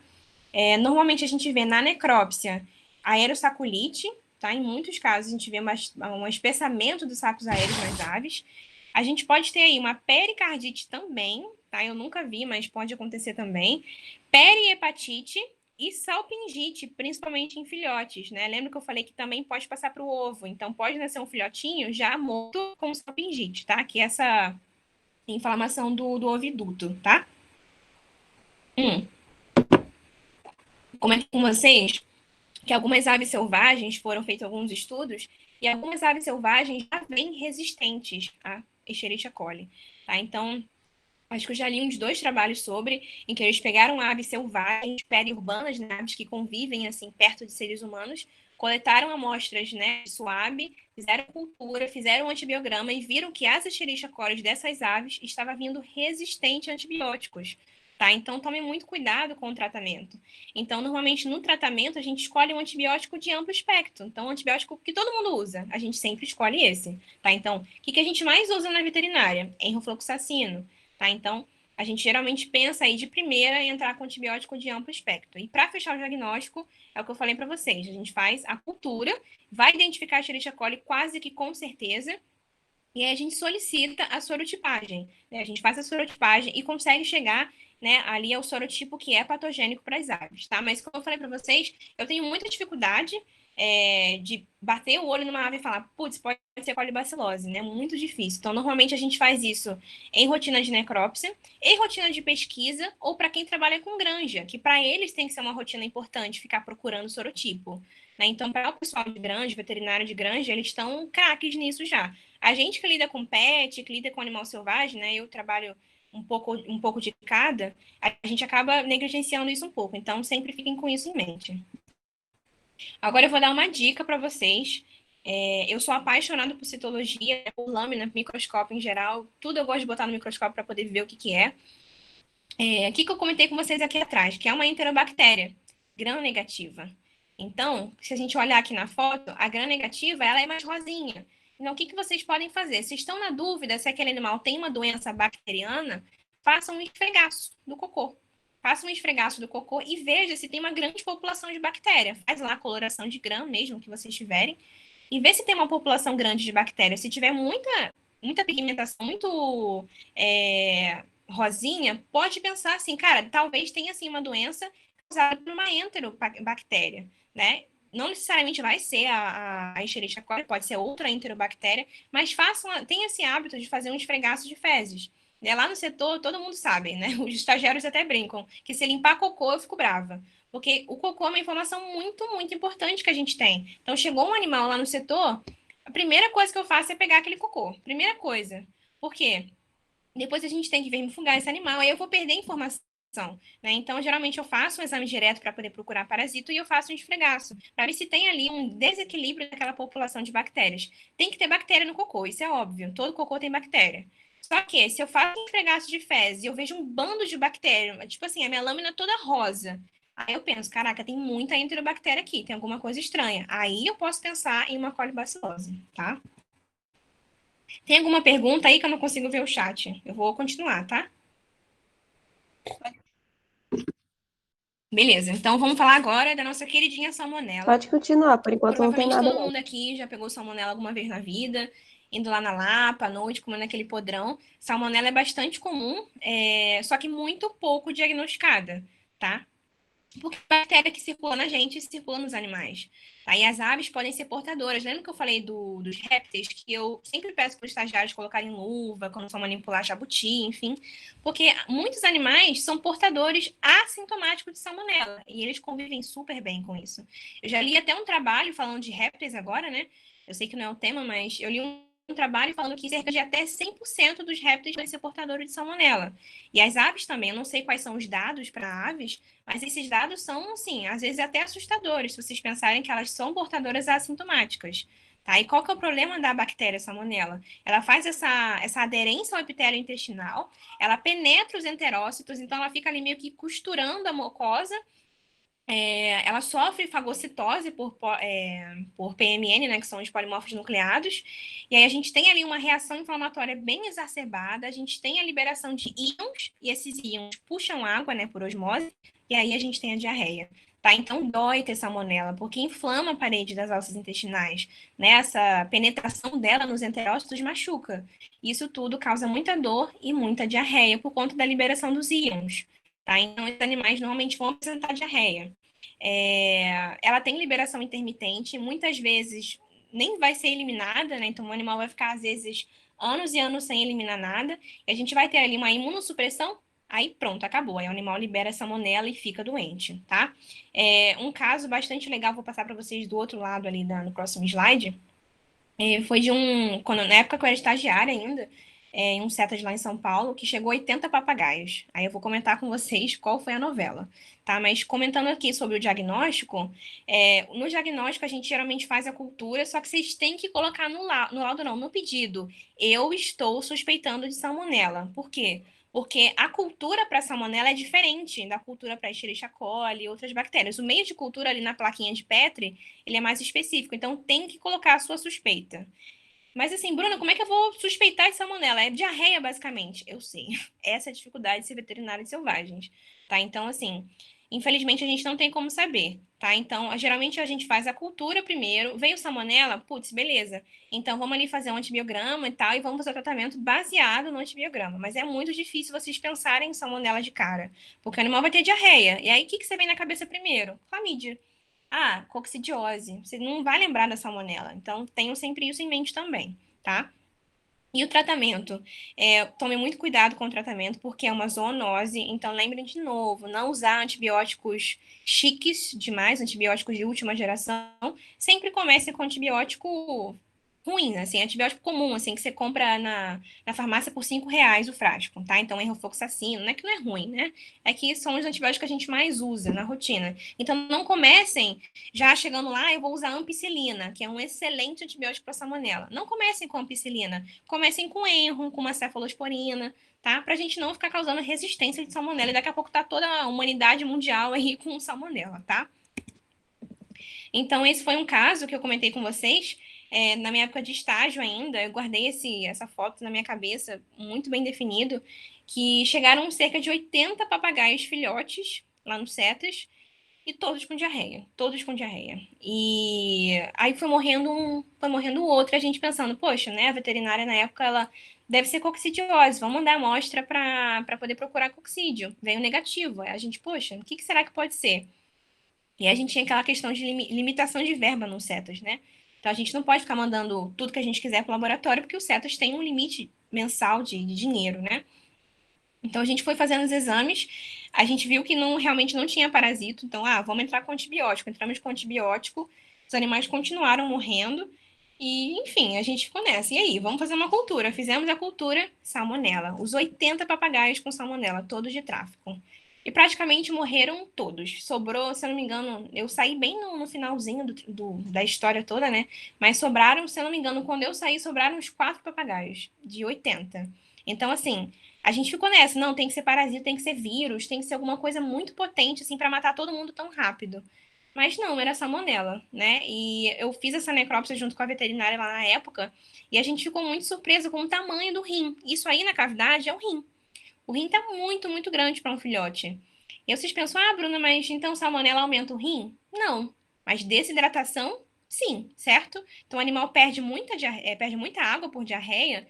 Então concorda comigo que o rim, como uma resposta hiperplásica, ele vai aumentar de tamanho para tentar compensar essa perda enorme de líquido. E a gente vê isso aí, um fígado, um rim gigante e cheio de bolinhas brancas, que são os uratos, né? Que lembra que as aves secretam principalmente aí a amônia, ou, desculpa, ácido úrico. Então, o ácido úrico, ele precipita. Então, fica essas pedrinhas esbranquiçadas, tá? Esse animal estava extremamente desidratado. Então, por isso que o rim estava desse tamanho, tá? Foi um caso bem legal que eu quis passar para vocês, porque a gente, com mesmo fazendo os exames, a gente, por último, pensou em fazer uma cultura, né? Então, é uma coisa bem importante a gente ter em mente. Às vezes a gente fica aí inventando, faz uma tomografia, faz não sei o quê, mas não faz uma cultura, tá? Então, bastante importante a gente ter isso em mente. Falando agora sobre as doenças fúngicas. Posso continuar? Tem alguma pergunta? Pode continuar. Então, doenças fúngicas. Começando falando sobre a candidíase, né? Bastante comum também em filhotes, animais imunossuprimidos. Isso que tem aí na foto é o clássico, são aquelas plaquinhas brancas no céu da boca. Então, você abre a boquinha do filhote e vê essas plaquinhas brancas. A cândida, né? O fungo, a levedura cândida, a gente tem na boca, tá? Então, se você passar um suave agora na sua boca e mandar para a cultura fúngica, vai crescer cândida, principalmente cândida albicans. Só que no animal imunossuprimido, aquela velha história. A gente tem uma multiplicação, uma população aí aumentada e a gente tem a formação de lesão e de placas. Tá? Então, isso aí foi um filhote de papagaio verdadeiro. Então, o que eu falei, é bastante comum em animais imunossuprimidos, principalmente filhotes e animais doentes. Tá? Normalmente, animais adultos vão ter cândida associada a alguma outra doença. Tá? Então, animal com clamídia pode ter cândida na boca. Tá? E aí, a gente tem placas em cavidade oral, esôfago e papo. Então, muitas vezes, aquilo ali faz tantas placas que inflama o papo e aquele filhotinho faz estase. Então, você dá a papinha, aí passa meia hora, 1 hora, 1 hora e meia. Você, caraca, esse papo não vai esvaziar? Aí você abre a boca do filhote cheio de placa de cândida. Então, tem que tratar, tá? Então, em um caso de infecção grave, a gente vai ter dificuldade de deglutição. Então, aquele animal não vai conseguir engolir porque está tudo inflamado, está cheio de placa ali dentro. Tá? Pode alterar também a respiração, porque a gente não tem epiglote ali na ave, né? Então, ela fica aberta a entrada da traqueia. Então, fica entrando aquelas leveduras ali dentro, inflama também. E a gente pode ter, bem clássico, na verdade, a estase no papo. O tratamento, então, a gente geralmente faz o uso da nistatina, mas vocês podem usar outros antifúngicos. Eu gosto muito da nistatina, porque ela tem ação exclusivamente tópica. Então, você faz oral ali, ela desce, age ali na mucosa e sai eliminada sem ser metabolizada. Então, ela, de certa forma, ela não passa por nenhum metabolismo hepático, renal, então ela não agride tanto o animal. Então, eu gosto bastante, mas eu vejo muito outros veterinários usando, enfim, cetoconazol, itraconazol. Isso aí vai da conduta de cada um, que vocês preferirem, tá ok, tá? E o tratamento também deve incluir o tratamento das doenças associadas. Então, a gente vê muito animal com clamídia, com cândida também, tá? Então, tem que tratar a clamídia e tem que tratar a cândida, tá? O diagnóstico normalmente é clínico, então você vai abrir a boca do bicho e vai ver lá as plaquinhas brancas, igual aqui na foto, um monte de plaquinha branca no céu da boca. Tá? Então, geralmente é clínico. Mas, se vocês ficarem na dúvida, né, quando a gente acaba de se formar, a gente fica curioso, quer ver tudo, aí põe na lâmina, e... enfim. Então, se vocês ficarem curiosos, vocês podem pegar uma dessas plaquinhas aqui, colocar numa lâmina e olhar no microscópio, para ver se vocês encontram lá aquelas colônias, né, as leveduras bem bonitinhas. Bom, agora falando da aspergilose, acho que todo mundo já ouviu falar da aspergilose, principalmente na disciplina de tóxico, né? A gente aprende bastante sobre as toxinas. Mas a aspergilose em aves também causa doença respiratória, tá? Então, ela é uma micose oportunista em âmbito mundial. Então, eu comentei com vocês que eu passei um tempo lá na Inglaterra, e lá na Inglaterra chegava animal com aspergilose, tá? Principalmente rapinante. Eu não sei porquê, mas lá chegava muito rapinante com essa suspeita. Então, ela é bastante... Bruna, Oi. rapidinho, Não, desculpa. imagina. A Natália perguntou: é verdade que não pode dar vitamina ao animal com candidíase, como glicopan, etc? Então, o que a gente tem que lembrar? É que as leveduras, elas são micro-organismos que fermentam, né? Então, são fermentadoras. O que elas gostam de fermentar? Açúcar. E a gente geralmente fornece esse glicopan, e o glicopan é muito açucarado. Então, a gente está dando comidinha para cândida. Tá? Então, geralmente, coisas muito açucaradas eu não costumo usar, não. E, na verdade, eu nem gosto de usar esses complexos vitamínicos que tem 512 vitaminas. Geralmente, eu gosto de fazer tratamento direcionado. O animal tem deficiência de vitamina A, eu faço aplicação de vitamina A. Eu não faço aplicação de complexo de 512 vitaminas. Eu geralmente faço sempre direcionado. Por quê? Lembrem que geralmente a gente faz antibiótico junto, né? Em doenças em geral. Então, muitos antibióticos interagem com algumas vitaminas. Então, algumas vitaminas diminuem a ação de alguns antibióticos. E algumas vitaminas se cancelam, né? Elas se interagem e uma cancela a outra. Então, assim, a gente faz aqueles centro, né? Minha mãe toma esse negócio e vive falando para ela parar de tomar. Que é vitamina de A a Z. Eu falo, mãe, você sabia que tem uma vitamina I, a vitamina tal, que ela cancela o efeito da outra vitamina? Então, você está tomando, gastando dinheiro por uma coisa que não está funcionando. Então, sempre que você vai fazer o tratamento com vitamina, eu, pelo menos, prefiro fazer o tratamento direcionado. Então, tem deficiência de vitamina C, eu faço C. Deficiência de A, eu faço A. Eu não gosto muito desses complexos, a não ser que o animal chegue para mim sem doença infecto-contagiosa, né, em geral, chegue para mim com um quadro de desnutrição somente. Ah, ele só está desnutrido, o tutor esqueceu de alimentar ele por uma semana. Beleza. Aí eu posso fazer um complexo, né, simplesmente para alimentar aquele animal com vitaminas que provavelmente ele está deficiente em várias. Aí eu faço o complexo, né, animal que não está comendo, enfim. Mas geralmente com tratamento de doença infecto-contagiosa, eu não vejo muito porquê, né? Eu geralmente gosto de fazer direcionado. Então, animal que tem ali uma hepatopatia, geralmente eu faço vitamina A. Então, porquinho da Índia, né? A gente vê muito porquinho da Índia com deficiência de vitamina C. Eu faço a vitamina C, então assim vai, tá? Não sei se eu respondi a pergunta, até esqueci qual foi, mas é isso aí. Respondeu sim, obrigada. Show. Então, voltando aqui, da aspergilose, né? Tá falando da aspergilose. Então, ela é bastante comum, tá? Só que ela é muito subdiagnosticada, tá? Porque é um fungo em saco aéreo. Então, como que a gente vai fechar um diagnóstico? É muito difícil você imaginar, tem um fungo no saco aéreo desse bicho. Então, é bastante difícil, ela é bastante subdiagnosticada, né? Lá na Inglaterra tinha um tomógrafo, né? Então, os animais lá faziam tomografia quando vinham com essa suspeita. Não é a nossa realidade, né? Então, aqui a gente geralmente faz a radiografia, vou falar do diagnóstico, mas aqui no Brasil, pelo menos, ainda é muito difícil a gente fechar diagnóstico. Até porque a gente tem tanta doença aqui no Brasil que até a gente pensar na aspergilose, a gente já teve que eliminar um monte, né? Então, a gente sempre tem essa dificuldade aqui. Então, ela é bastante comum em rapinantes. Se vocês verem literatura, tem muitos relatos em rapinantes, psitacídeos e não se esqueçam das aves marinhas, tá? Então, pinguim, esses animais que geralmente chegam encalhados, lembrem sempre disso também. Eles podem ter um quadro de aspergilose, porque a gente tem aí a ligação da imunidade. Então, digamos que um pinguim está aqui migrando no Brasil, ele quer ir lá na Patagônia, né? Ele passa, encalha no Brasil. Esse animal, ele tá estressado, tem aquele bando de gente tirando foto dele na praia, querendo montar em cima do pinguim, querendo todo mundo tirar uma selfie com o pinguim. Claro que o bicho vai ficar estressado. Aí ele vai para cativeiro, super estressado, e ali tem os conídeos, né? Tem o aspergillus está no ar, ele vai ficar inalando aquilo ali, ele não vai ter imunidade, porque ele está estressado para poder combater isso aí, e ele vai desenvolver doença clínica, tá? Então lembrem sempre de aves marinhas, principalmente de pinguim, tá? Inclusive caiu na prova da residência esse ano, tá? Então as minhas R1s que fizeram a prova esse ano, caiu para elas uma questão de aspergilose em pinguim. Então o tratamento é igual para papagaio, rapinante, enfim, tá? Foi só uma pegadinha mesmo. Mas é importante lembrar das aves marinhas, tá? Então, rapinantes, aqui no Brasil eu nunca vi mesmo. Na verdade, mentira, eu vi em um urubu de necrópsia, que eu fiz a necrópsia do urubu, né? Enfim, ele já chegou bem ruim pra gente. A gente acabou fazendo a necrópsia e o pulmão dele tava verde, verde, verde, verde, tá? Mas assim, a gente acaba vendo mais aqui no Brasil, pelo menos em psitacídeos, tá? E aves marinhas para quem for trabalhar com animal marinho.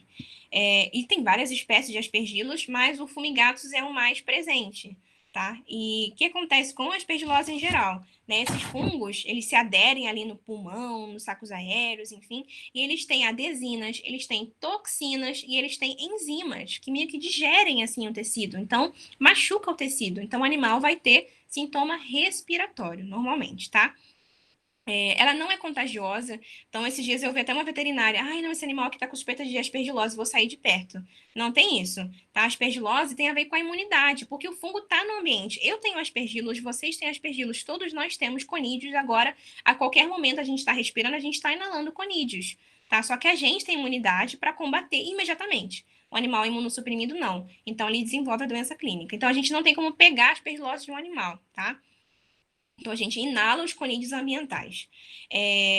A gente também tem ali, então, a seringe sendo afetada. A seringe é o órgão fonador das aves, é onde produz a voz. E a seringe, ela fica ali próxima à bifurcação da traqueia. Então, naquela região, ela é muito apertadinha, né? A gente tem um estreitamento daquele lúmen. Então, ali pode acumular os conídeos e desenvolver ali a doença clínica na seringe. Então, aquele animal que chega meio andando bem rouco para você, suspeitem sim de aspergilose, tá? Porque forma aqueles granulomas fúngicos feios.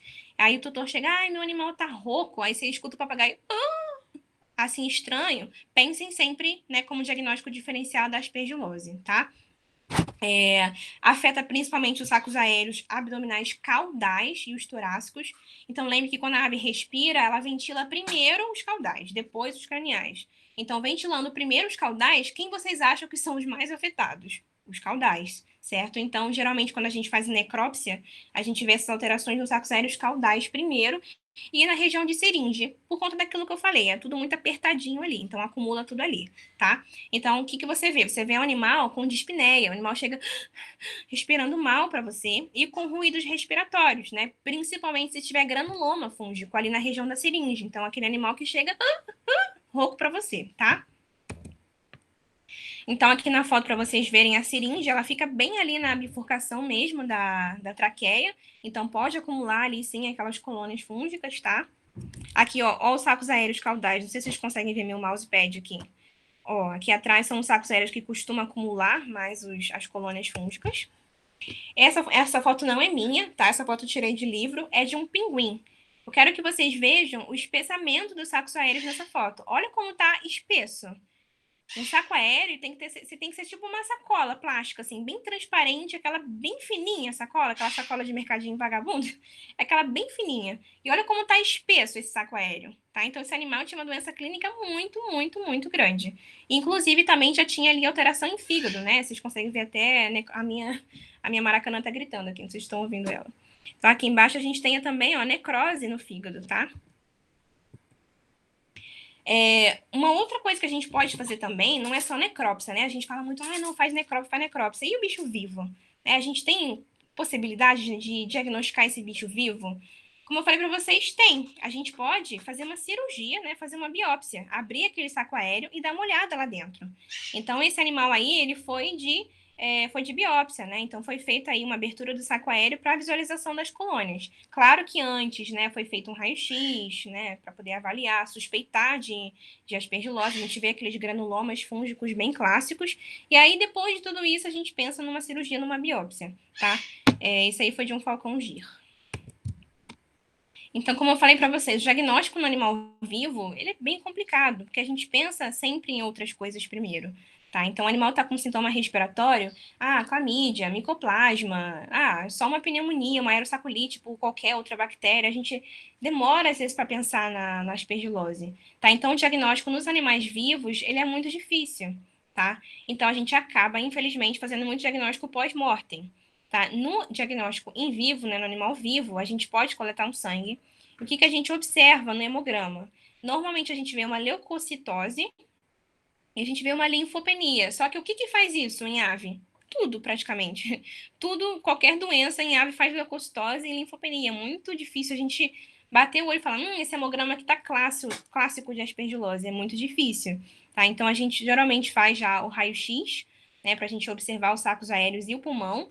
Se o animal for bem clássico de aspergilose, a gente consegue ver os granulomas, né, aquelas bolas grandes de fungo ali dentro do pulmão, do saco aéreo. Como eu falei para vocês, tem essa possibilidade da tomografia, que é ideal para você visualizar direitinho os granulomas, mas a nossa realidade aqui no Brasil, infelizmente, é muito pouca ainda, né? Para a gente fazer tomografia. Aqui no Rio a gente tem, né, lá no CRV Imagem, um tomógrafo. De vez em quando eu mando o paciente para lá, mas é muito difícil o tutor topar, né? Porque tem anestesia também que tem que pagar. Então é bastante complicado. Eu acabo fazendo mais em coelho, porque ainda índio com alteração dentária, mas em ave mesmo, tomografia ainda, pelo menos para mim, ainda é uma realidade muito distante. Tá? E a gente pode fazer também os lavados respiratórios. Eu não tenho experiência nenhuma com lavado respiratório de ave. Na verdade, eu tenho até um pouco de medo, que você joga soro para dentro, depois aspira aquilo ali e manda para o laboratório aquele líquido para observar ali as colônias. Eu tenho muito medo de fazer isso, porque eu tenho medo de afogar a ave. Então, eu nunca fiz, tá? Mas se vocês lerem, literatura tem a descrição dos lavados respiratórios. Pós-mortem, como eu falei para vocês, é bem clássico. Você vai abrir o saco aéreo, vai abrir aquele pulmão e você vai ver uma colônia fúngica verde, igual aquele pão que a gente esquece na geladeira. tá? Fica verde. Então, é bem clássico, tá? Isso vocês podem ver na macro, né? Na macroscopia ou na micro, né? Ah, não tá tão clássico, eu tô na dúvida. Então, coleta aquele tecido, põe no microscópio e vê. Vê se você observa lá as colônias fúngicas, tá? O tratamento. Então, lembra, a gente está com uma infecção respiratória. Então, o que a gente pode fazer? Nebulização. É bem clássico, a gente faz isso com o ser humano, né? Criança que está lá soltando catarro, o que a gente faz? Nebulização. E a gente pode colocar no copinho de soro, a gente pode colocar antifúngico também, não só fazer antifúngico oral. E o que a gente pode colocar? No Brasil, a gente tem algumas opções. É muito difícil você achar para você comprar na farmácia. Então, normalmente, a gente pede para o tutor manipular. E a gente tem as duas opções de anfotericina B ou clotrimazol, tá? Agora, eu vou deixar uma coisa importante para vocês. Não coloquem soro com anfotericina B. Precipita, tá? Então, não pode ser com soro. Todo mundo coloca soro para inalação. É isso aí, é o certo. Só que quando vocês colocarem a anfotericina B, não pode ser no soro. Tem que ser na água destilada, enfim, água limpa. Não pode ser no soro, porque os íons, né, os sais que tem no soro, fazem a anfotericina B precipitar. Então, não pode. E aí, a gente também associa com a terapia oral. Vocês podem usar cetoconazol, itraconazol, todos esses azóis vocês podem usar. Fora do Brasil, eles usam muito voriconazol, tá? Praticamente todas as literaturas estrangeiras falam do voriconazol. A gente não tem no Brasil, pelo menos até hoje eu não sei, né? Não sei se já chegou no mercado e eu não tô sabendo, mas até onde eu sei, a gente não tem voriconazol, tá? Então, a gente tem essas opções, cetoconazol, itraconazol. Quem nunca teve um gato com... Ai, meu Deus, qual é o nome da doença fúngica? Ajuda aí, galera, que usa itraconazol de gato. Gente... Esqueci. Esporotricose, isso aí. Esporotricose. A gente usa muito no Brasil, né, para esporotricose, traconazol, então a gente não tem dificuldade de achar. Então é bastante tranquilo a gente fazer tratamento oral, tá? Por conta, né, dos gatinhos aí, que bom que estão ajudando a gente aí com a questão do traconazol. Bom, então vamos lá. Aqui comentei com vocês do raio-x.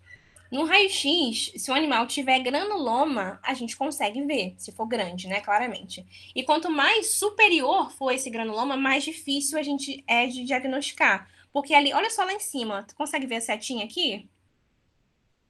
Consegue? Sim, dá para ver sim.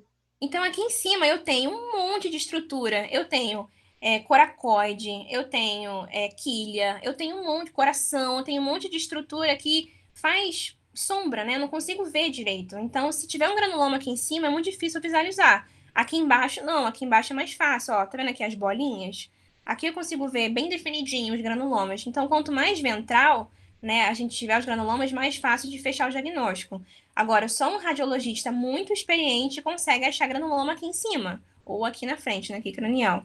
É muito difícil observar, tá? Eu tenho muita dificuldade com imagem radiográfica, né, ultrassom até entendo bem, mas de raio-x eu não consigo. Eu acho que de ave, então, é muito difícil. Mais ainda que a gente tem saco aéreo, a gente tem ar lá dentro, né, literalmente. Eu acho muito difícil. Então, geralmente, quando é animal, ave, que eu tenho uma suspeita dessas, eu mando para um radiologista que eu sei que tem muita experiência com ave. Tá? Então, aqui na Rural, a gente tem o Cris, que a gente brinca, né? Porque ele é tão bom que a gente chama ele de Jesus Cris. Porque ele vê umas paradas que ninguém consegue ver. Aí, então eu vou mandar tudo pro Cris. Então, bastante importante vocês terem alguém de confiança para fazer os seus exames. Não adianta, vou mandar lá pro tal lugar de imagem porque lá é caro, lá é bom. Não adianta. Tem que ser alguém que tem uma experiência e um olho bem treinado para ave, tá? Agora, falando da megabactéria, que não é uma bactéria, ela foi descoberta, acharam que era uma bactéria, mas depois de muitos anos viram que, na verdade, era um fungo, tá? É uma levedura, esse nome bem bonito aí, Macrorhabdus ornithogaster. Eles acharam no começo que era uma bactéria porque ela é um bacilo, ela parece mesmo um bacilo, uma bactéria bacilar, né? Então, ela inclusive cora como gram-positiva. Quando você faz lá o esfregaço e cora com gram, ele fica lá, coloração de gram positiva. Então, todo mundo achou que era uma bactéria, só que ela é muito grande. E aí, depois, com o tempo, viram, não, na verdade é um fungo que tem cara de bactéria, tá? A megabacteriose, ela causa uma síndrome de má absorção, tá? Então, é um fungo que ele fica ali na parede do intestino, ele diminui a absorção do alimento, então, muitas vezes, a gente vê sementes inteiras nas fezes. Então, claro, né, animais que comem semente. A gente vê lá aquela semente que parece que nem é de cocô, parece que caiu do potinho ali embaixo, que o animal nem digeriu direito. Então, se vocês verem nas fezes do animal aquelas sementinhas inteiras, pensem sempre em alguma síndrome de má absorção, que pode ser, sim, megabactéria, tá? E aí você vê um animal que continua comendo, tá lá comendo, super feliz, e as sementes inteiras nas fezes. E o tutor falando, nossa, mas meu papagaio tá emagrecendo. Já faz 2 semanas que ele come, come, come e só emagrece. Como é que é possível? Não tá absorvendo, tá? Então é bastante importante a gente fazer essa diferenciação. E aí a gente tem o quê? Inflamação e úlceras, principalmente em proventrículo. E às vezes pode dilatar também esse proventrículo, tá? Por quê? Porque tá inflamado, ele vai dilatando, tentando compensar isso aí, e a gente tem ali um proventrículo dilatado. E aí, se a gente faz uma necrópsia, a gente abre aquele proventrículo, pode ser até que tenha úlcera já, tá? Isso claramente a gente vê mais na necrópsia, né? A gente não consegue ver uma úlcera no proventrículo em vida, é muito difícil isso. Então, normalmente é um achado de necrópsia. Vocês vão ver que em literatura eles descrevem muito a megabactéria em periquito australiano, né? Tem muito relato. E aí eu li até esses dias num livro que ele fala assim: ah, é muito comum em periquito australiano. Será que é muito comum? Ou será que é a gente que tem muito periquito australiano em casa e diagnostica muito? Né? Então, assim, eu não sei se é comum em periquito ou se a gente diagnostica muito em periquito, tá? Porque é um bicho super comum, todo mundo tem, né? Então, eu não sei se é isso, né? Se realmente é muito comum em periquito ou se realmente a gente está fechando muito bem os diagnósticos. E agora eu coloquei ali embaixo tucanos, porque é uma experiência minha, tá? Desde que eu me formei, eu atendo tucanos, não só de setas, como pet, eu vejo muita megabactéria em tucano. Eu não sei, eu nunca achei nada em literatura dizendo que tucano tem muito, mas assim, desde que eu me formei, a maioria dos tucanos que eu pego vem com megabactéria, tá? Então, se alguém quiser me falar depois, se vocês acharem algum relato de tucano dizendo que eles são mais sensíveis, eu não sei te dizer isso, mas eu vejo muito tucano com megabactéria, tá? E aí, inclusive, um esfregaço de tucano. Esse esfregaço foi um dos primeiros esfregaços que eu fiz como veterinária. Eu fiz antes da residência, né? Eu trabalhei 8 meses antes da residência e atendi um tucano, que era até da minha chefe, olha só a pressão, né? Atendi o tucano dela, fiz um esfregaço de fezes e tinha isso aí. Então, olha só, parece uma bactéria. Olha como é compridinho, mas parece um bacilo, tá? Bem característico de megabactéria, foi bem fácil até tratar, graças a Deus que foi fácil tratar esse bicho. Basicamente, fechei o diagnóstico com megabacteriose, o animal estava magro, estava comendo, estava magro. Fiz o tratamento e, assim, em 1 semana ele ganhou muito peso, estava ótimo. Então, eu imagino que tenha sido só basicamente isso mesmo, tá? E esse tucano era um tucano que ficava no quintal, né? Então, assim, pombo vinha lá, defecava na comida dele, vinha outros animais de vida livre, interagiam com ele. Então, provavelmente, esse animal pode ter pegado de algum animal de vida livre, né? Não sei, ou se ele já tinha mesmo, era portador desde muito tempo, né? Fica aí a dúvida. E aí, eu coloquei essa foto aí com quase uma pegadinha. Se alguém puder ligar o microfone aí, eu quero que vocês me digam o que vocês acham disso aí. O que é isso aí na foto? Alguém? Ninguém? Acho que ninguém quer falar, tá todo mundo tímido hoje. Parece abóbora. Parece abóbora. Beleza, gostei desse comentário. Mais um, vamos lá. Ninguém? Tá, então vamos lá. Isso aí é o cocô, tá? De um tucano. E aí vocês me perguntam, caraca, mas isso aí é uma fruta. Ela não tá digerida de forma nenhuma.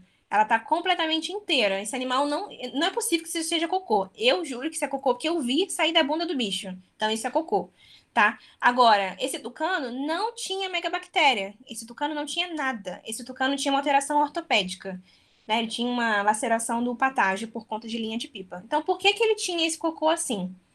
Em tucano, é comum sair isso aí. Esses animais têm o trânsito intestinal muito rápido, então não dá tempo de absorver. Então, você pode aí, você dá um pedacinho de manga para um tucano, daqui a 15 minutos ele fez cocô com aquela manga. E vai estar quase inteira. Mas, Bruna, como é que esse bicho sobrevive, então, se ele não absorve quase nada? Por que que o trânsito deles é tão rápido? Porque eles compensam comendo o tempo todo. Então, se vocês verem o tucano, eles comem o tempo todo, o tempo todo, o tempo todo. E aí, eles compensam essa perda grande de nutrientes comendo demais. Então, se vocês olharem as fezes de um tucano, é normal você ver isso aí. Isso aí é mamão inteiro, praticamente. Só tá amassadinho porque ele passou por um bando de alça intestinal. Mas em tucano é comum, porque o trânsito intestinal de um tucano é muito rápido. Tá? Então, quando a gente faz radiografia contrastada, em algumas aves a gente calcula lá 45 minutos para o contraste chegar lá embaixo. Para tucano, 15 minutos está lá embaixo, já saiu, já até cagou na sua roupa. Tá? Então, é bastante comum as pessoas confundirem. Ah, não, nossa, esse tucano está com diarreia. Ou, nossa, esse tucano não está absorvendo. Não, na verdade, esse tucano é só um tucano, tá? Então, em tucanos, lembrem que as fezes é normal ela vir pouco digerida, porque o trânsito intestinal é muito rápido e eles têm que comer o tempo todo. Então, se vocês tiverem um dia, né, para quem gosta de tucano, vai atender tucano, gosta de clínica de psiformes, vocês têm que ter isso muito na cabeça, porque às vezes o tutor se assusta, ele leva o bicho no veterinário achando que o bicho não está absorvendo, enfim, achando que é um problema, mas não, em tucano isso é normal. Ah, mas então, como é que eu vou fechar o diagnóstico de megabactéria se vai sempre parecer que o bicho não está absorvendo? Testando, você vai fazer, o bicho está magro, o tutor fala que ele está comendo, pega um pouquinho desse mamão aí e faz um esfregaço. Pode ser que venha megabactéria. Comigo foi assim, sempre foi assim. Tá? Então sempre tenham isso na cabeça, que nem sempre você vai ver isso no tucano e ele vai ter megabactéria ou coccidiose, qualquer outra alteração. Neles é normal. Show? Então, tratamento. É um fungo, né? Eu falei que o nome é megabactéria, mas é um fungo, então a gente faz tratamento com antifúngico. Tá? Normalmente a gente faz tratamento com nistatina, mas isso aí vai de veterinário para veterinário. Vocês podem usar o que vocês tiverem experiência, então cetoconazol, itraconazol, o que vocês preferirem. Existem algumas literaturas e até acho que muita gente aqui no Brasil faz isso ainda, que é o uso do vinagre. Por quê? Porque a megabactéria, né, esse fungo, ele gosta, né, de um pH mais básico. E o vinagre é ácido, né, um ácido acético. Então, ele é ácido. Então, as pessoas fazem o vinagre via oral para acidificar o pH, de forma que aquele fungo não se sinta mais confortável de viver ali e ele morra, tá? A gente já vê algumas literaturas contestando isso, de que não funciona, de que é placebo, enfim. Eu penso da seguinte forma: custa tentar? Já o tutor chega ali para você desesperado, nossa, meu bicho está muito mal. O vinagre não vai fazer muito mal na vida dele, né? É ácido acético, é um ácido fraco, de certa forma. Vocês podem tentar, tá? Se vocês ficarem nessa, não, mas eu li num trabalho que realmente não funciona, então eu não vou usar, então não usa. Mas eu acho assim, se a gente pode tentar, a gente não tem um efeito maléfico pro animal, não custa nada a gente tentar. Igual a homeopatia. Tem gente que acredita, tem gente que não acredita. Mas assim, sua mãe tá com câncer e a gente tem ali uma homeopatia que todo mundo fala que, olha, funciona super bem. Você não vai tentar? E para aquela pessoa, aquele animal é a vida dela, é importante para ela. Então, se você ficar na dúvida se vai usar o vinagre ou não, lembra disso, aquele animal é importante para alguém. Então, assim, não custa nada a gente tentar, tá? Bruna, Oi. faz direto o vinagre na via oral ou bota em alguma comida? Tem algum macete para uma quantidade, talvez, não sei, Isso, para a gente faz administrar? via oral, a gente sonda, né? Geralmente a gente pega uma sonda metálica, puxa na seringa ali, aí varia, obviamente, com o tamanho do animal. Eu não sei de cabeça os ml, mas tem lá uma tabelinha. 1 ml a cada 100 gramas de animal, enfim, tem uma quantidade certinha. Aí você sonda o animal e faz diretamente via por sonda. Se você colocar na comida, claro que ele não vai querer comer, porque, né, o gosto ruim. Então, geralmente a gente faz sondado, né? Faz, entre aspas, à força. Né? A gente sonda bonitinho para o animal não acabar deglutindo aquilo ali pela traqueia, né? Então a gente geralmente faz direto no papo mesmo. E aí tem uma quantidade lá, eu não lembro agora de cabeça quantos ml por 100 gramas, mas tem uma tabelinha bonitinho pro peso do animal, tá? Tá, obrigada. Show. E aí o que que eu comentei? Em relação à digestibilidade, né? Que o animal, como ele tem uma síndrome de má absorção, ele come, come, come, mas ele não se alimenta. Então a gente tem que, obviamente, oferecer uma dieta de alta digestibilidade, para que a gente consiga aproveitar melhor os nutrientes. Então, lembra aquela velha história da ração super premium? Tá? Então, nossos gatos, nossos cachorros, geralmente a gente tenta oferecer nessas rações super premium e premium. E qual que é a diferença? É a digestibilidade. Se você olhar naquela tabelinha nutricional, são os mesmos nutrientes da pedigree, lá da Whiskas, são os mesmos nutrientes, a diferença de uma ração super premium para uma ração ruim. O que muda é a digestibilidade. Então, a gente faz isso com as aves também. No Brasil, a gente tem duas marcas muito boas que a gente sabe que são super premium. Então, se um animal está aí com uma síndrome de má absorção, eu tenho que dar nutrientes pequenininhos que ele consiga absorver mais fácil. Tá? Não vou dar uma dieta rica em gordura, carboidratos complexos para aquele animal quebrar aquilo ali em pedaços pequenininhos. Então, eu vou dar já mastigadinho para ele. Então, aqui no Brasil, a gente tem a Nutrópica Mega Azul, né? Aqui em casa a gente usa a Nutrópica, mas se vocês tiverem preferência pela Mega Azul também, tanto faz. Mas sempre lembrar que o animal tem que ter um aumento dessa dieta de digestibilidade boa, tá? Então, sempre forneçam também. Não é só medicação, medicação. Veterinária também é nutrição, tá? Agora, entrando nas doenças virais. Ficou alguma dúvida? Não perguntei. Não, não, pode seguir. Bom, começando agora com a poxvirose, a famosa birruga, né? Acho que todo mundo já viu na rua um pombo ou com essas verruguinhas no rosto, ou com uma patinha machucada, né? Bastante comum a gente ver os pombos na rua assim. Mas assim, a gente vê bastante em pombos essas lesões de pox, tá? A poxvirose, ela tem essas lesões cutâneas bem características. Eu não sei por quê, talvez porque eles estão mais a céu aberto ali, né? Mais expostos. Os pombos têm bastante. Esse pongo foi da minha época de estágio que eu tirei a foto. E a gente tem aí diferentes cepas. A gente tem cepa cutânea, que é essa aí do pombinho. A gente tem cepas septicêmicas, né, que geralmente causam doença sistêmica de forma geral. E tem a diftérica, que causa diarreia, tá? E aí, acho que todo mundo, quem já fez a disciplina acho que esse é o nome dela, gente, de aves. Virgínia. Estudou lá a bulba aviária, vocês lembram que o nome para a poxvirose da forma cutânea é bulba aviária? Então, quando a gente fala da forma cutânea, a gente fala da bulba aviária, tá? Ela é a mais observada nas aves, então a gente vê essas verruguinhas, é bastante comum.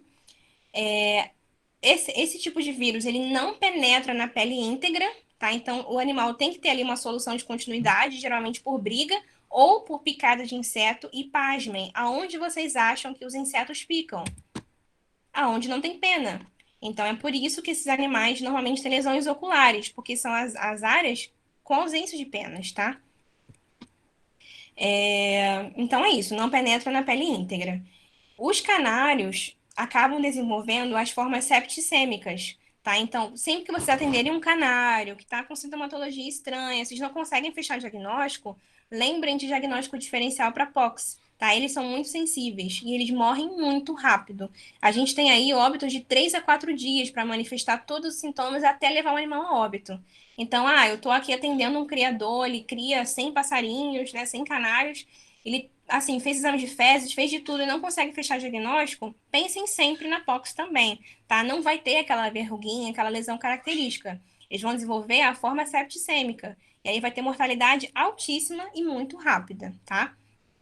E o diagnóstico a gente faz coletando um pedaço daquele tecido, levando lá para o patologista e ele vai observar inclusões dentro do citoplasma, do epitélio, tá? Então, assim, aqui nesse animal, se eu coletar um pedaço dessa verruguinha, né, mandar para o laboratório, eu vou conseguir enxergar as inclusões virais dentro do epitélio, tá?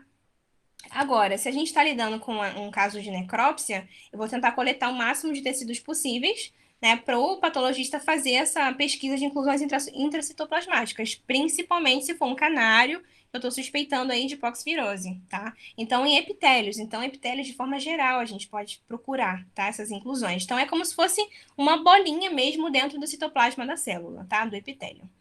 Não tem tratamento, tá? É um vírus, né? A gente está lidando com uma pandemia agora. Normalmente, para vírus, a gente não tem um tratamento específico, infelizmente. Normalmente, a gente faz o tratamento sintomático, né? Então, geralmente, o animal está imunossuprimido. Então, o que eu faço? Eu resolvo a situação da imunossupressão. Então, o que está causando imunossupressão? Esse animal está com, sei lá, clamídia. Então, eu trato a clamídia. Esse animal está estressado. Então, eu tiro o estresse, tá? E eu aprendi com a professora Virgínia o uso do tuia também, que é originário de uma planta, né? Ela também disse que não tem relato em literatura se realmente funciona, não funciona, tem uma grande discussão em literatura, mas é aquilo que eu falei para vocês. Custa a gente tentar, né? A gente está lidando com um fitoterápico. Não vai fazer mal para aquele animal, né? Se eu usar uma dose correta.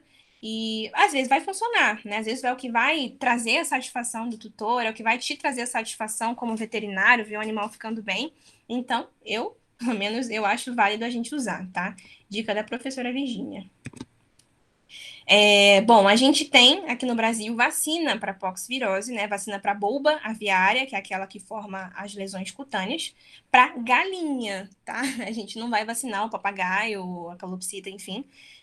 A gente tem essa vacina para galinhas, para animais de corte, e geralmente a gente começa vacinando os pintinhos de um dia, tá? Com a bulba suave, e com 35 dias a gente vacina novamente com a bulba forte, tá? Mas isso é para galinha. Então, assim, se vocês forem atender uma galinha pet, talvez valha a pena vacinar, né? Isso é uma coisa muito discutida, né? Vacinar ou não vacinar as galinhas pet que dormem na cama com o tutor. Será que vale a pena vacinar ou não? Então, isso é uma coisa que vocês têm que conversar, né, com o tutor. Qual que é o desafio do animal? Ele é exposto ao quintal, ele convive com outras galinhas, ou ele é uma galinha cachorro, né, que fica dentro de casa, enfim. A gente tem até aqui uma paciente que ela vem de carro no colo da tutora. A galinha vem dirigindo lá no colo da tutora. Então, assim, se eu falar para essa tutora quer vacinar, eu tenho certeza que ela vai querer vacinar, mas será que é necessário? Nem sempre, tá? Agora, falando de uma das minhas doenças favoritas, assim, virais, né? Eu acho essa doença interessantíssima. O diagnóstico é complexo, mas é muito lindo quando você fecha. É uma doença, aqui no Brasil, pelo menos, que ainda a gente ainda está encaminhando, né, a passos pequenininhos para conseguir ter laboratórios que façam o diagnóstico, que é a PDD, tá? A PDD vem do inglês, Por Ventricle Dilatation Disease, PDD, para os íntimos. E é um bornavírus, tá? É um bornavírus com 9 genotipos, mas normalmente o que causa a doença é o ABV2 e ABV4, tá? Claro que quando a gente faz diagnóstico, a gente não vai chegar no genotipo. Aqui para a gente não é interessante, só para pesquisa. Para a gente o interessante é PDD e pronto, e vou tratar e é isso. Para a gente não importa o genotipo, mas para quem for trabalhar com pesquisa, é importante saber que tem, assim, vários genotipos. E provavelmente tem mais, a gente só não descobriu ainda, tá? E o que eu acho incrível dessa doença, tá? É uma doença, esse vírus, ele tem tropismo, né? Ele gosta do sistema nervoso que inerva o trato gastrointestinal. Então, ele fica ali, ele se reproduz, né? Ela é uma neuropatia segmentar. Então, ela afeta principalmente os nervos do trato gastrointestinal. Então, o que vocês acham que acontece com a motilidade desse animal? Então, ele vai inflamar ali os nervos. Claro que esses nervos vão parar de inervar. Deixa eu beber uma água aqui que a boca tá. Foi. Então, esses nervos vão parar de inervar. Então, a gente vai ter um animal com estase, aquele papo que não esvazia. Então, aquele animal que come. E a gente não vê o cocô. Mas cadê o cocô do bicho? Não tô vendo. E aí a gente faz um raio-x e a gente vê o proventrículo dele dilatadaço. Por quê? Porque a gente está com a motilidade muito reduzida, porque não tem inervação, né? Cadê a motilidade intestinal? Não tem inervação. Morreu tudo, o vírus atacou tudo. Então, aquele proventrículo começa a receber comida demais. Recebe, e ele não consegue eliminar. Então, ele dilata e a parede fica fina, tá? E a gente vê aí muito comum em psitacídeos sendo mais afetados. Mas é aquilo que eu falei. Será que os psitacídeos são mais afetados? Ou será que eles são mais diagnosticados? Também não sei, tá? A gente tem PDD em outras espécies de aves, não só nos psitacídeos, mas eu fico nessa dúvida. Será que os psitacídeos realmente têm muito PDD? Ou será que são os animais que mais são pet e que são mais levados ao veterinário, tá? E aí, o que a gente vê? Como aquela motilidade, ela tá muito lenta, a absorção, ela tá muito reduzida porque não tem inervação, a gente vai ver também sementes inteiras nas fezes. E como esse alimento tá lá, como se fosse um engarrafamento, o animal vai regurgitar, porque a comida desce e ela para. Então, fica aquilo ali, ele vai comendo, e aquela comida vai acumulando, não desce, e daqui a pouco o animal começa a regurgitar. Tá? E como não tem essa absorção, porque tá tudo inflamado, tá tudo, né, parou de funcionar tudo praticamente, a gente tem aí perdas de peso, letargia, tá? É muito legal de fechar o diagnóstico dessa doença, eu, pelo menos gosto bastante. Então, normalmente o diagnóstico a gente começa, né, pensando ali pelas sementes inteiras nas fezes, a questão do papo, a regurgitação, e aí a gente pede um raio-x. Se a gente está pensando em PDD, sempre peça um raio-x contrastado. Claro que eu não vou pedir de cara, me dá um raio-x contrastado. Ué, mas e o simples? Primeiro faça um simples, né? Porque vai que é um corpo estranho, né? Algum corpo estranho que está cutucando ali a parede do proventrículo, ou esse animal se intoxicou com metal pesado, né? O diagnóstico é bem parecido. Então, sempre peçam primeiro o raio-x simples, tá? E depois passem por contrastado. E aí, vocês vão fazer o raio-x contrastado e vocês vão lá, pum, apertar o timer no seu celular. E aí, vocês vão fazer raio-x seriados, né? Façam lá o contraste e radiografo no minuto 1. Fui lá. Coloco no cronômetro 15 minutos, radiografo de novo. Caraca, o contraste não tá descendo, continua parado lá em cima. Beleza, radiografo de novo, depois de 15 minutos. Nossa, mas o contraste não desce. Você vai radiografando, radiografando, radiografando, até que você vê, caraca, mas o trânsito intestinal tá muito lento, não tá descendo o contraste. Então já pensa em PDD. E aí, de repente, você vê lá brilhando o proventrículo gigante dilatado. Aí é bem clássico de ser PDD, tá? A gente pode fazer o diagnóstico, pelo menos aqui no Brasil, com o PCR, tá? O RT-PCR, que é o Real Time PCR. É um tipo de PCR bem mais chique, digamos assim, ele é mais rápido também. E só que assim, a gente tem a liberação do vírus de forma intermitente. Então, não é todo dia que o bicho faz cocô e ele elimina aquele vírus nas fezes.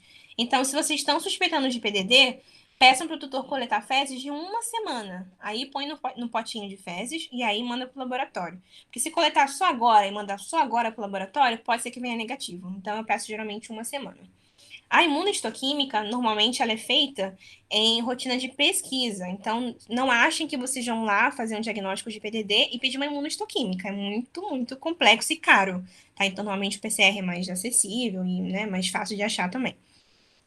Eu coloquei ali a biópsia como asterisco, porque vocês podem também fazer a biópsia. Só que eu acho muito complicado vocês fazerem a biópsia, porque o animal vai ter que ser anestesiado, você vai ter que abrir cavidade e coletar um pedaço daquele trato gastrointestinal, às vezes até um pedaço de fibra, né, daquele animal.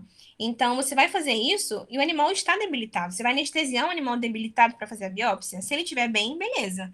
Mas se ele estiver muito debilitado, aquele bicho que está em decúbito lateral, que não come há 3 dias, você não vai anestesiar esse bicho e fazer uma biópsia, né? Então, é importante a gente primeiro estabilizar o animal e depois pensar em biópsia. Mas se o animal estiver bem, eu fizer a biópsia lá de um pedaço de víscera, enfim, o que que eu vou observar? Infiltrado linfoplasmocítico, tá? Então, isso na verdade não é a gente, é o patologista que vai observar. Então, vocês podem também fazer uso, né, da biópsia. Se não, se o animal infelizmente virar óbito, a gente tem a necrópsia. A necrópsia, eu amo necrópsia. Assim, desde que eu entrei na residência, me apaixonei cada vez mais por necrópsia. A gente fecha muito diagnóstico na necrópsia. Ainda mais animal de setas, que chega a ser histórico, não sei há quanto tempo esse animal tá lá, enfim. A gente faz a necrópsia, a gente descobre muita coisa legal, umas coisas assim, que a gente até duvida se até tem relato em literatura, então é bem legal vocês fazerem necrópsia sempre. Tem que ter todo um cuidado para vocês falarem isso com o tutor, né? Se vocês estão lidando com o tutor. Não chega lá e fala assim, ah, o animal morreu, posso ficar com o corpo? Não é bem assim, né? A gente tem que conversar direito, mostrar a importância da necrópsia, até para a pessoa ter um fechamento daquele ciclo, né? Uma pessoa que perde um animal, ela quer saber o que aconteceu, só que ela não sabe que ela tem essa opção da necrópsia. Então a gente tem que ofertar essa opção de uma forma muito gentil, de uma forma muito cuidadosa, para que essa pessoa fique bem depois, para saber o que aconteceu com o animal. Então é muito ruim quando a gente perde, ainda mais a gente que acaba tendo um cachorro, um gato que a gente se apega um pouco mais, não no meu caso, mas a gente acaba se apegando mais a cão e gato, as pessoas ficam curiosas, as pessoas fazem muita necrópsia em cão e gato. Por que que a gente não faz isso com silvestres, com selvagens principalmente, né? Então é importante sim a gente fazer a necrópsia. E na necrópsia para PDD a gente pede para o patologista lá fazer a micro e ele observa lá os infiltrados linfoplasmocíticos, é bem característico. Se você quiser ainda fechar o martelo, aí manda os órgãos para PCR, manda aqueles pedacinhos de nervos do trato gastrointestinal, aí fica bem legal, tá? Isso mais para pesquisa, claramente. Mas vamos ver que tem tutores que querem saber o que aconteceu de qualquer jeito e eles vão pagar o que for, tá? Então, não acho que, não vou oferecer porque ele tá triste. Se vocês falarem de uma forma legal, vocês conseguem o que vocês precisam, tá? Então, eu coloquei aqui para vocês, essas fotos não são minhas também, eu peguei isso de trabalho. Radiografias de 3 animais diferentes. Então, na primeira foto, a gente tem o papagaio do Congo, tá? Olha ali para vocês verem, tá? Normal, a gente vê aqui, ó, não sei se conseguem ver a setinha. A gente vê a ampulheta bem bonitinha, né, do fígado, com proventrículo, bem legal. Esse proventrículo não está dilatado. A gente tem aqui já um animal positivo para PDD, começando a ter a dilatação do proventrículo.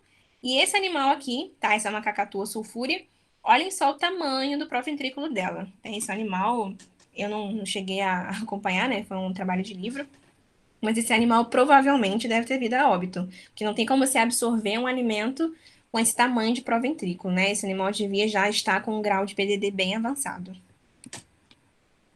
Então, o tratamento, se a gente não faz nada, a literatura comenta que a gente tem aí quase 100% de mortalidade, tá? Então, é uma doença, se você diagnosticou, é muito difícil até salvar, imagina se não diagnosticar, tá? Então, a gente tem que tomar bastante cuidado com isso e fechar o diagnóstico sempre que possível, tá? Então, a gente tem aí, obviamente, a gente tem uma inflamação generalizada do trato gastrointestinal. Então, a gente pode usar a mão de um anti-inflamatório não esteroidal. O celecoxib é o mais recomendado em literatura para PDD, tá?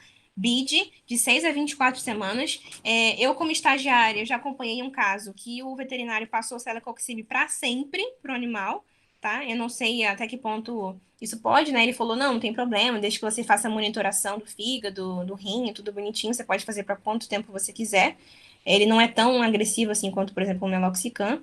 E ele colocou lá, ad eterno, né? Na receita do animal, o animal estava tomando celecoxib para sempre. E estava bem, né? Ele foi lá para acompanhamento, estava ótimo. Eu não peguei ele no começo, peguei no acompanhamento. Aí estava lá, tomando celecoxib para sempre. E lembra que eu falei que faz estase, né? Então, se atrapalha a inervação, atrapalha a motilidade. Então, a gente pode fazer mão de procinéticos, né? Então, o Plasil, né? A metoclopramida, cisaprida, qualquer um dessa família. E, novamente, as dietas com alto teor de fibra e fácil absorção. Então, lá as rações super premium, papinha super premium, o que vocês quiserem, de fácil absorção, é bom vocês oferecerem. E aí vocês veem em literatura, a gente usa muito meloxicam na veterinária, né? Para tudo. Ah, o bicho chegou com uma fratura, o bicho chegou com uma lesão, tudo meloxicam. Só que a literatura não recomenda o uso do meloxicam para PDD, tá? Também é um inibidor de COX-2, assim como o celecoxib, mas eles dizem que às vezes até piora o quadro se você usar meloxicam. Então, tomem bastante cuidado com isso. Agora, falando da circovirose, eu só atendi um animal na vida, mesmo com circovirose, mas aqui no Brasil a gente tem uma pesquisadora muito, muito importante, não sei se vocês já ouviram falar dela, a Tânia Haas, ela é lá da USP, e ela, assim, ela tem uma importância mundial no estudo da circovirose. É uma doença bastante agressiva e muito crônica, então às vezes demora para os animais virem a óbito, começa perdendo pena, e o tutor não repara, né? Tem até acho que é uma cacatua, que há um tempo atrás eu vi no Instagram que ela tinha casaquinho, né? Ela tinha roupinhas, aí tipo, o perfil dela no Instagram era só de roupinhas para ela, porque ela era toda peladinha. E ela tinha circovirose. Eu fiquei sabendo há pouco tempo que ela morreu, né, por conta da circovirose, provavelmente. Mas assim, ela durou muito, muito tempo, né? Ela ficou muito tempo em cativeiro e é uma doença assim debilitante, né? Ela demora anos, às vezes o animal demora até para manifestar os sintomas. Então, o que a gente tem principalmente é a distrofia das penas. Então, começa aquele bulbo da pena ficar gordinho, aquela pena não sai do canhão, aí o animal, aquela pena cai, e assim vai. E é muito tempo até você reparar que aquele animal tá ruim. E ela é bastante assim. É, agressiva para o animal. Apesar dela demorar, a taxa de mortalidade ela é muito alta. E ela tem fase aguda, ela tem fase hiperaguda, aguda e crônica. Tá? E é bastante comum em animais australianos. Então, ecletos, cacatuas. Então, esses animais que vêm da Austrália, eles têm uma sensibilidade maior. Porque provavelmente, né, eles são os hospedeiros naturais lá na Austrália e a doença veio aqui para o Brasil. Aqui a gente tem que tomar muito cuidado. Então, a única vez que eu atendi um animal positivo, né, para circovirose, eu não sabia que eu ia atender esse animal, então eu fiquei sabendo que tinha uma ficha para mim. Eu falei, tá bom, chamei os 20 estagiários que foram atrás de mim.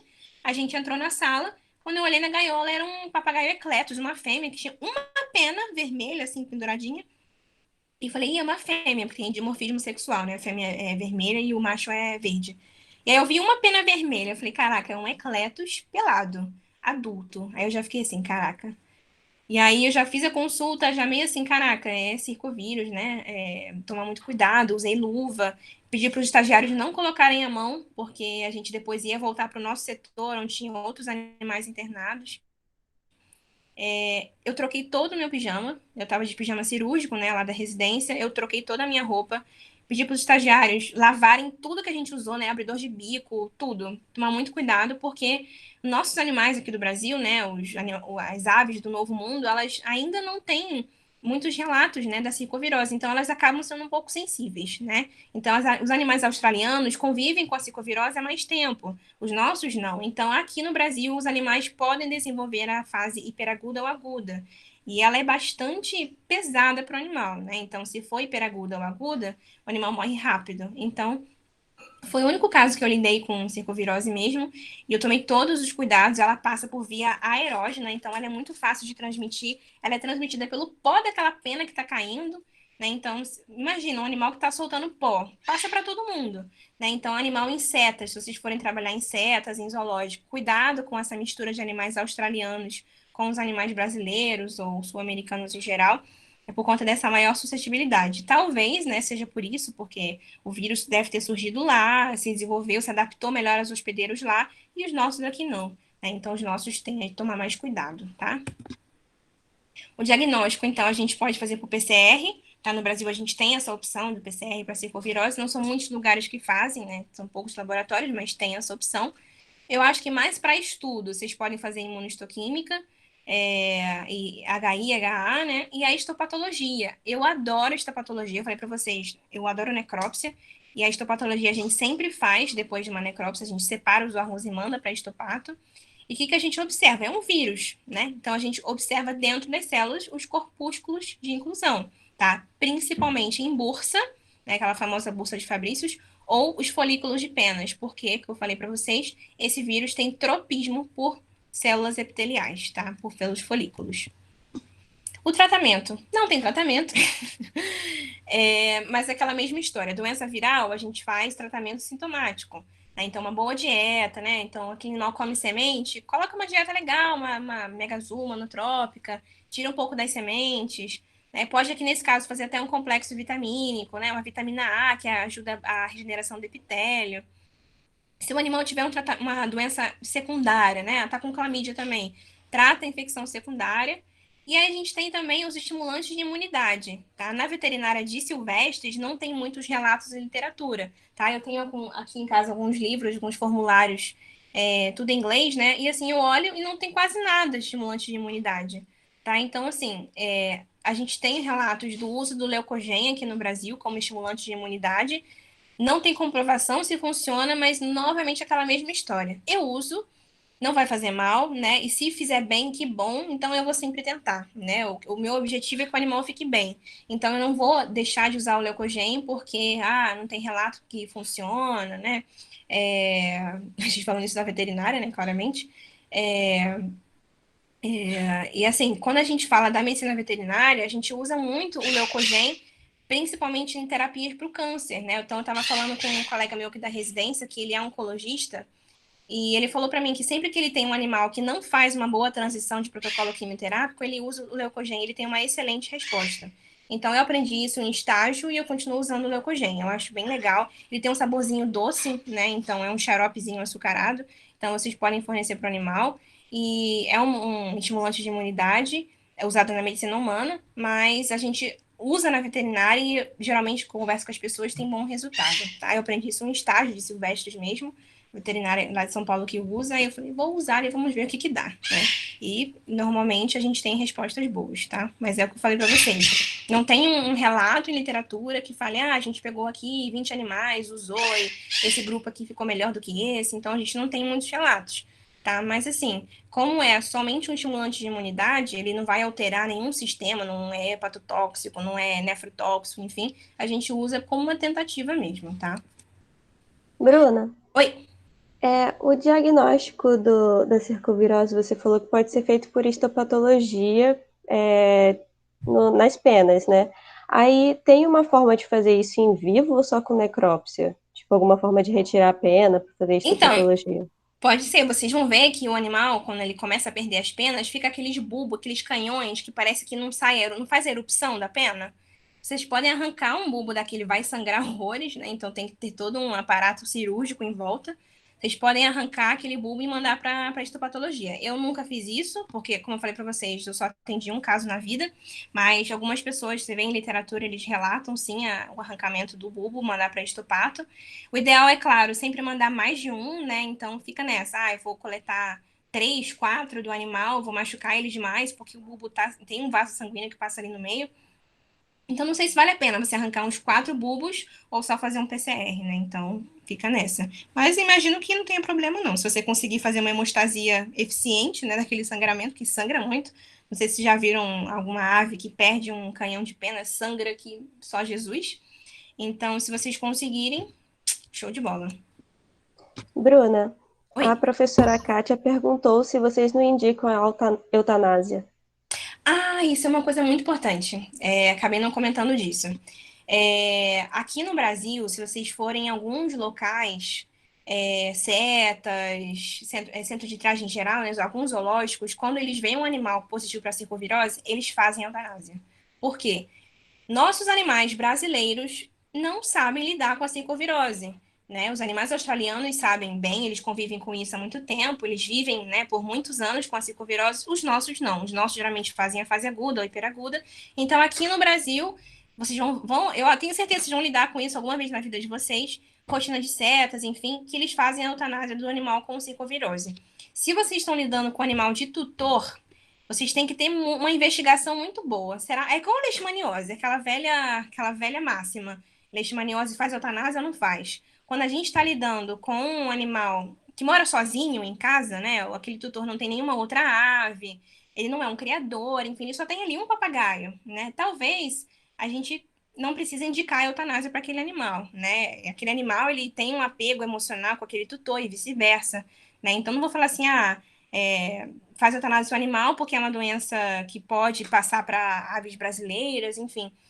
Eu tenho certeza que aquele tutor que está apegado não vai topar. E não tem nenhuma legislação que obrigue isso. Então eu vou falar para ele, ó, faz eutanásia, ele vai falar, não. Ele vai embora e pronto. Agora, quando a gente tem uma legislação que realmente recomenda, aí a gente não precisa nem pensar muito, a gente segue o que a legislação manda. Igual a gente fazia com leishmaniose, né? Hoje a gente não tem mais essa obrigação, né? A gente tem a opção de tratamento, enfim. Mas realmente foi um questionamento muito importante, porque em rotina de setas, se você recebe uma cacatua, né, não setas, positiva para circovirose, você vai isolar esse animal para o resto da vida dentro daqueles setas? Você vai ficar expondo o risco do tratador usar a mesma roupa naquele recinto, aí depois. Então, assim, vai ter que ser feita uma quarentena eterna para aquele animal, vai ter um trabalho muito grande para os tratadores, para os veterinários, ter que usar uma roupa específica para aquele local. Então, realmente, quando a gente lida com animais de setas, de zoológico, muitos veterinários vão fazer a eutanásia. Eu nunca lidei com essa situação de fazer a eutanásia, precisar fazer a eutanásia, porque aqui na rural, né, a gente atende muito animal pet e animal dos setas, que é animal de apreensão. Então, é muito papagaio, a gente tem muito maracanã, a gente tem muito, enfim, maritaca. Então, a gente não lida muito com animais australianos. Mas eu tenho certeza que se chegar esse momento, eu imagino que aqui a equipe vai optar pela eutanásia, tá? Respondi? Oi, respondeu sim. Obrigada.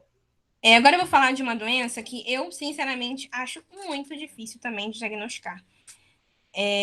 Doença de Pacheco é uma doença brasileira, né? Brasileira no sentido de sul-americana, ela foi descoberta em animais nos Estados Unidos que vieram daqui da América do Sul, né? Que foram animais que foram importados, né, pelos Estados Unidos, animais que vinham daqui do Brasil. E é uma herpes virose, né? Então, é a mesma classificação dos vírus humanos e, enfim, de outros animais que tem essa classificação de herpes. É um vírus que, obviamente, sendo herpes, o animal vai ser portador para o resto da vida.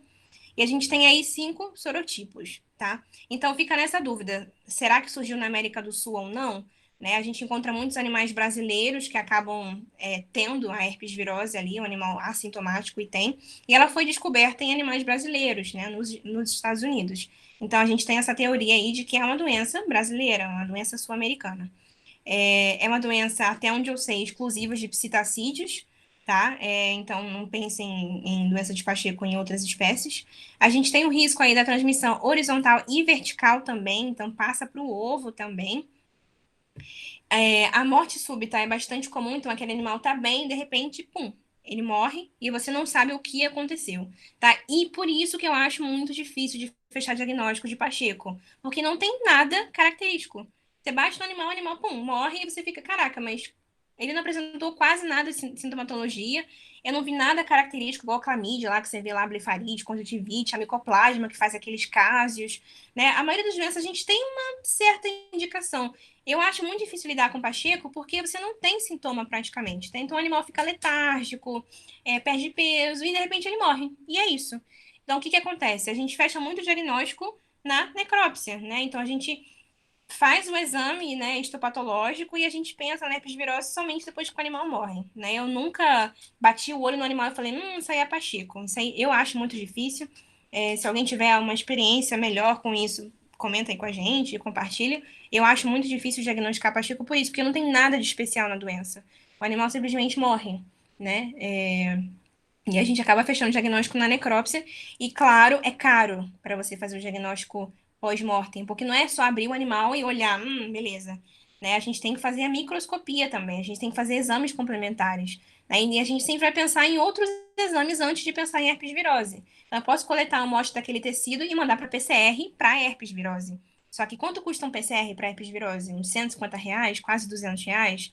Então, eu não vou gastar meu dinheiro, né, pensando assim como um veterinário, pensando em herpes virose. Eu vou tentar pensar em outras coisas. Será que não era micoplasma? Será que não era isso? Não era aquilo? A gente esquece, né, de pensar nas doenças menos comuns. Até porque a gente não tem recursos infinitos. Pelo menos aqui no CETAS a gente não tem muitos recursos. Né? Então a gente acaba fechando o diagnóstico de muitas coisas na macro, né? Faz a necrópsia, bate o olho, beleza. E aí, se a gente acha algo interessante, a gente manda para a histopatologia. A gente tem parceria com o laboratório e faz a necrópsia com a microscopia junto. E aí, se a gente tem interesse acadêmico, a gente manda para a PCR, mas a gente paga do nosso bolso, né? Pelo menos aqui pelo CETAS. E agora, do tutor, você convencer o tutor a fazer um PCR para herpes virose, porque o animal dele morreu do nada, é muito difícil, tá? Então, eu acho uma doença extremamente desafiadora, como veterinária, como residente, como tutora. Então, eu acho bastante complicado, tá? Quis passar para vocês por isso, por conta da dificuldade. Então, na necrópsia, a gente pode ver na macro hemorragia em fígado, baço e rins, tá? Só que muitas doenças acabam fazendo hemorragia, né? Até animais que têm uma morte, de certa forma, aguda, em agonia, a gente observa bastante hemorragia em alguns órgãos. E a microscopia, aí sim a gente está lidando com algo com mais acurácia, né? Que a gente vê necrose em fígado e a gente vê inclusões virais intranucleares em fígado, rins e baço. Tá? Então a gente vê lá dentro da célula uma bolinha que parece que é um vírus. Aí a gente consegue pensar. E, poxa, eu acho que pode ser uma doença viral. Pode ser herpes virose. Vou pedir um PCR. Mas para você chegar nesse pensamento, você tem que ter muita experiência clínica, né? Então, é muito complicado você fechar diagnóstico de pacheco. E aí eu coloquei para vocês o exame da minha ave, né? Eu tenho uma... Gritou ali agora. Eu tenho uma Maracanã, que inclusive ela veio de adoção do CETAS, né? Daquela iniciativa que eles têm de animais mutilados, enfim. Eu tenho uma Maracanã que veio de lá. E eu sempre quero pensar que eu não quero tratar meu animal doente. Eu quero fazer uma profilaxia muito boa. Então, assim que eu peguei ela, né, ela veio de tráfico, né, ela foi um animal que veio com uma luxação na asa, ela nunca mais vai voar. Eu peguei ela do programa de adoção, inclusive saibam que isso existe aqui no CETAS do Rio de Janeiro, esse programa de adoção. Basta entrar no site do INEA. Enfim, então eu acho que sempre a prevenção, né, a profilaxia, ela é o melhor remédio. Então, assim que eu adotei ela, eu coletei aí uns 20 cocôs dela, mandei para um laboratório em Maringá e eu fiz todos os exames que eu consegui para saber se ela tinha alguma doença, para que no futuro eu não me surpreendesse. Então, eu fiz aí 8 doenças. Então, aspergilose, cândida, clamídia, giardia, zóspora, né, que é um coccídio, megabactéria ali, macrorhabis ornitogastro, micoplasma, salmonela. Então, eu sei que a minha ave está segura. Então, se ela pegar alguma coisa eventualmente, ou ela não estava eliminando nas fezes, ou fui eu que trouxe para ela na minha roupa. Então, sempre pense nisso. A gente tem no Brasil como diagnosticar essas doenças. É um pouco caro? Mas a gente tem essa opção. Tem alguns laboratórios no Brasil que fazem esses exames para essa minha ave. Eu paguei R$ 240, mais ou menos, para fazer tudo isso aí. Então, eu achei muito barato. Ela tá gritando ali.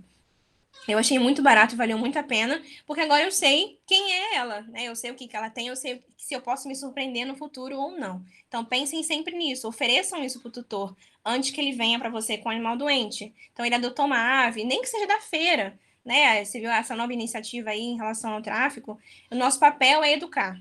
Né? Então, a gente tem que educar o tutor. Olha, tudo bem, você pegou esse animal do tráfico, não faça isso de novo. Mas vamos agora tratar esse animal da melhor forma possível. Vamos fazer os exames, ver se ele tem alguma doença. Até porque muitas são zoonoses, né? Então, vamos fazer aí um exame procurando várias doenças diferentes e ofereçam, tá? Então, se vocês tiverem dúvida em relação ao laboratório, quais que fazem, eu passo depois para vocês quais fazem. Esse laboratório que eu mandei pelo correio as fezes dela e chegou lá em Maringá, no laboratório lá de Maringá. Demorou por conta da pandemia, né? Mas veio o resultado tudo bonitinho e eu sei que a minha ave tá segura, tá bom? E é isso que eu tinha para falar para vocês. Muitíssimo obrigado pelo convite novamente. Precisando de qualquer coisa, eu sou da UF, me procurem. Eu sempre vou ter um carinho muito grande pela UF. Se quiserem mandar e-mail, me procurar pelas redes sociais, fiquem à vontade. E é isso, qualquer dúvida, vamos conversar agora. Muito obrigada, Bruna. Foi ótima a sua palestra. Muita gente já falou aqui no chat que gostou. O Matheus tem uma pergunta aqui. Ele perguntou como que funciona esse programa de adoção. Então, depois vocês vão lá no Google mesmo e colocam lá INEA, INEA, guarda responsável, guarda, enfim, tutoria de animais selvagens, e aparece lá o site do INEA. Não é pelo IBAMA, tá? Vocês fazem pelo INEA, vocês se cadastram lá, você vai entrar numa fila de espera, né, digamos assim, você não pode escolher um animal, eu quero aquela maracanã ali, eu quero aquele papagaio ali. A maioria dos animais que estão no programa de adoção são animais que não têm possibilidade nenhuma de reabilitação, tá? Então, são animais que a gente amputou uma asa, que a gente tirou um olho, né? Muitos animais que, inclusive, que estão lá foram cirurgias que eu fiz, de tirar uma asa, um olho e um animal que não tem uma pata. Então, são esses animais que estão no programa. Vocês não podem pegar um animal saudável, eu quero esse animal, vou lá fazer compras. Não é assim. Então, são animais que estão realmente mutilados e não têm chance de reabilitação. Né? Então, vocês colocam o seu nome lá na lista do INEA, você não tem como escolher um animal, você escolhe só o grupo, né? Eu quero um citacídeo, e aí eles te chamam, eles vão fazer uma avaliação, né? Se você tem condições de manter esse animal, pode ser que eles visitem a sua casa, né? Vejam se você tem um recinto, se você tem uma área, se você tem condições de manter o animal, e aí estando tudo ok, é isso, tá? O animal, ele continua sendo do Estado, tá? Mas o animal agora está sob a sua guarda. Então, ele é seu, né? De certa forma. Se vocês quiserem saber mais, eu fiz um post no Instagram nosso, lá do Instagram da Universidade do Setor de Selvagens, o nosso Instagram, vou até digitar aqui, SMS, tem lá um post só sobre isso. Esse Ui, cacete, faltou um S aqui. Foi. Esse é o Instagram do nosso setor da Rural. E lá tem um post só sobre essa adoção responsável. Tem lá o link, tem tudo bonitinho explicado. Então, se vocês precisarem, inclusive ajudem a divulgar, porque muita gente não sabe que isso existe. Então, fica lá um animalzinho sem asa, sem olho, tadinho, bicho sozinho lá no Cetas pro resto da vida. Então, assim, é um animal que você vai ter ele legalizado, né? Você vai ter a documentação, né, do Estado, te dizendo, esse animal vai ficar com você e é isso. E a gente vai estar ajudando um animal, né? A minha aqui é o amor da minha vida, grita que só ela, mas eu sei que eu ajudei ela e ela me ajuda diariamente, né? Então, eu acho importante a gente divulgar isso, a gente como veterinários, a gente como estudantes, como profissionais, a gente tem que começar a divulgar mais informação sobre o mundo de selvagens, né? Porque as pessoas, todo mundo tem uma opinião sobre isso, né? Vocês viram aquela nova iniciativa do CFMV agora. Aqui na universidade está todo mundo maluco com essa nova decisão, a gente está muito preocupado, porque a gente tem que ter, acima de tudo, conhecimento, né, sobre o que a gente está tomando para a nossa vida. Então, eu pelo menos tomei a medicina selvagem como a minha vida. E eu quero ajudar os animais, quero oferecer o melhor tratamento para o tutor, para o animal selvagem de seta, de zoológico. E a gente, passando essa informação à frente, a gente vai ajudar a medicina selvagem no Brasil, de forma geral. Tá? Então, se vocês quiserem divulgar aí também, ajudem aí sobre essa iniciativa. Acho que mandaram um link aqui na lateral. O Felipe de Abril mandou. É bem esse site aí, INEA. Show? Tá ótimo, muito obrigada, tá? A gente vai ajudar a divulgar, sim. Eu queria te agradecer por ter aceitado o convite. A sua palestra foi maravilhosa, foi muito didática, eu gostei muito de verdade. Que bom. Eu acho que esclareceu muita coisa para muita gente. Tá todo mundo aqui elogiando, eu acho que você viu mais ou menos. Eu conversei com o professor Sávio, ele pediu 1000 desculpas por não ter conseguido entrar, mas ele está no interior do Tocantins, e aí o sinal lá é super ruim. Aí ele pediu 1000 desculpas, agradeceu a sua presença, agradeceu por você ter aceitado o nosso convite, né? E disse que vai ver a palestra depois com mais calma no nosso canal. Queria agradecer também a todo mundo, né? A presença de todo mundo aqui hoje. A gente até conseguiu bastante gente, chegou a 36 pessoas. Acho que foi um número bom. E a gente já está na hora, se não tiver mais dúvidas, eu acho que a gente já pode encerrar. Acho que ninguém tem mais dúvida nenhuma, não? Show, ótimo, gente. Muito, muito obrigada pelo convite novamente. Precisando também da Rural, podem contar com a gente. Agora, infelizmente, a gente não está com estágio aberto, né? Porque a universidade fechou. Mas no futuro, quem sabe, né? A Rosane fez estágio com a gente lá. Espero que ela tenha gostado. A gente tem vários estagiários aqui, que eu vi a Bia Pereira, que é estagiária nossa lá também. Então, vocês precisando de estágio no futuro, estamos de portas abertas. A gente tem aqui, para quem gosta de cirurgia, tem cirurgia de selvagem, a gente tem clínicas selvagens, tem para todo gosto, tá? Então, precisando no futuro, né? Agora não dá ainda, mas contem com a gente. Eu sei que a gente tem essa rixa, né, da Rural com a UF, mas vamos esquecer isso de lado e vamos pensar na medicina selvagem, que é o que importa, beleza? Tá ótimo. Obrigada, viu? Mais uma vez. Beleza, gente. Boa noite a todos, gente. Beijo a Muito todos, tchau, obrigada. tchau. Tchau.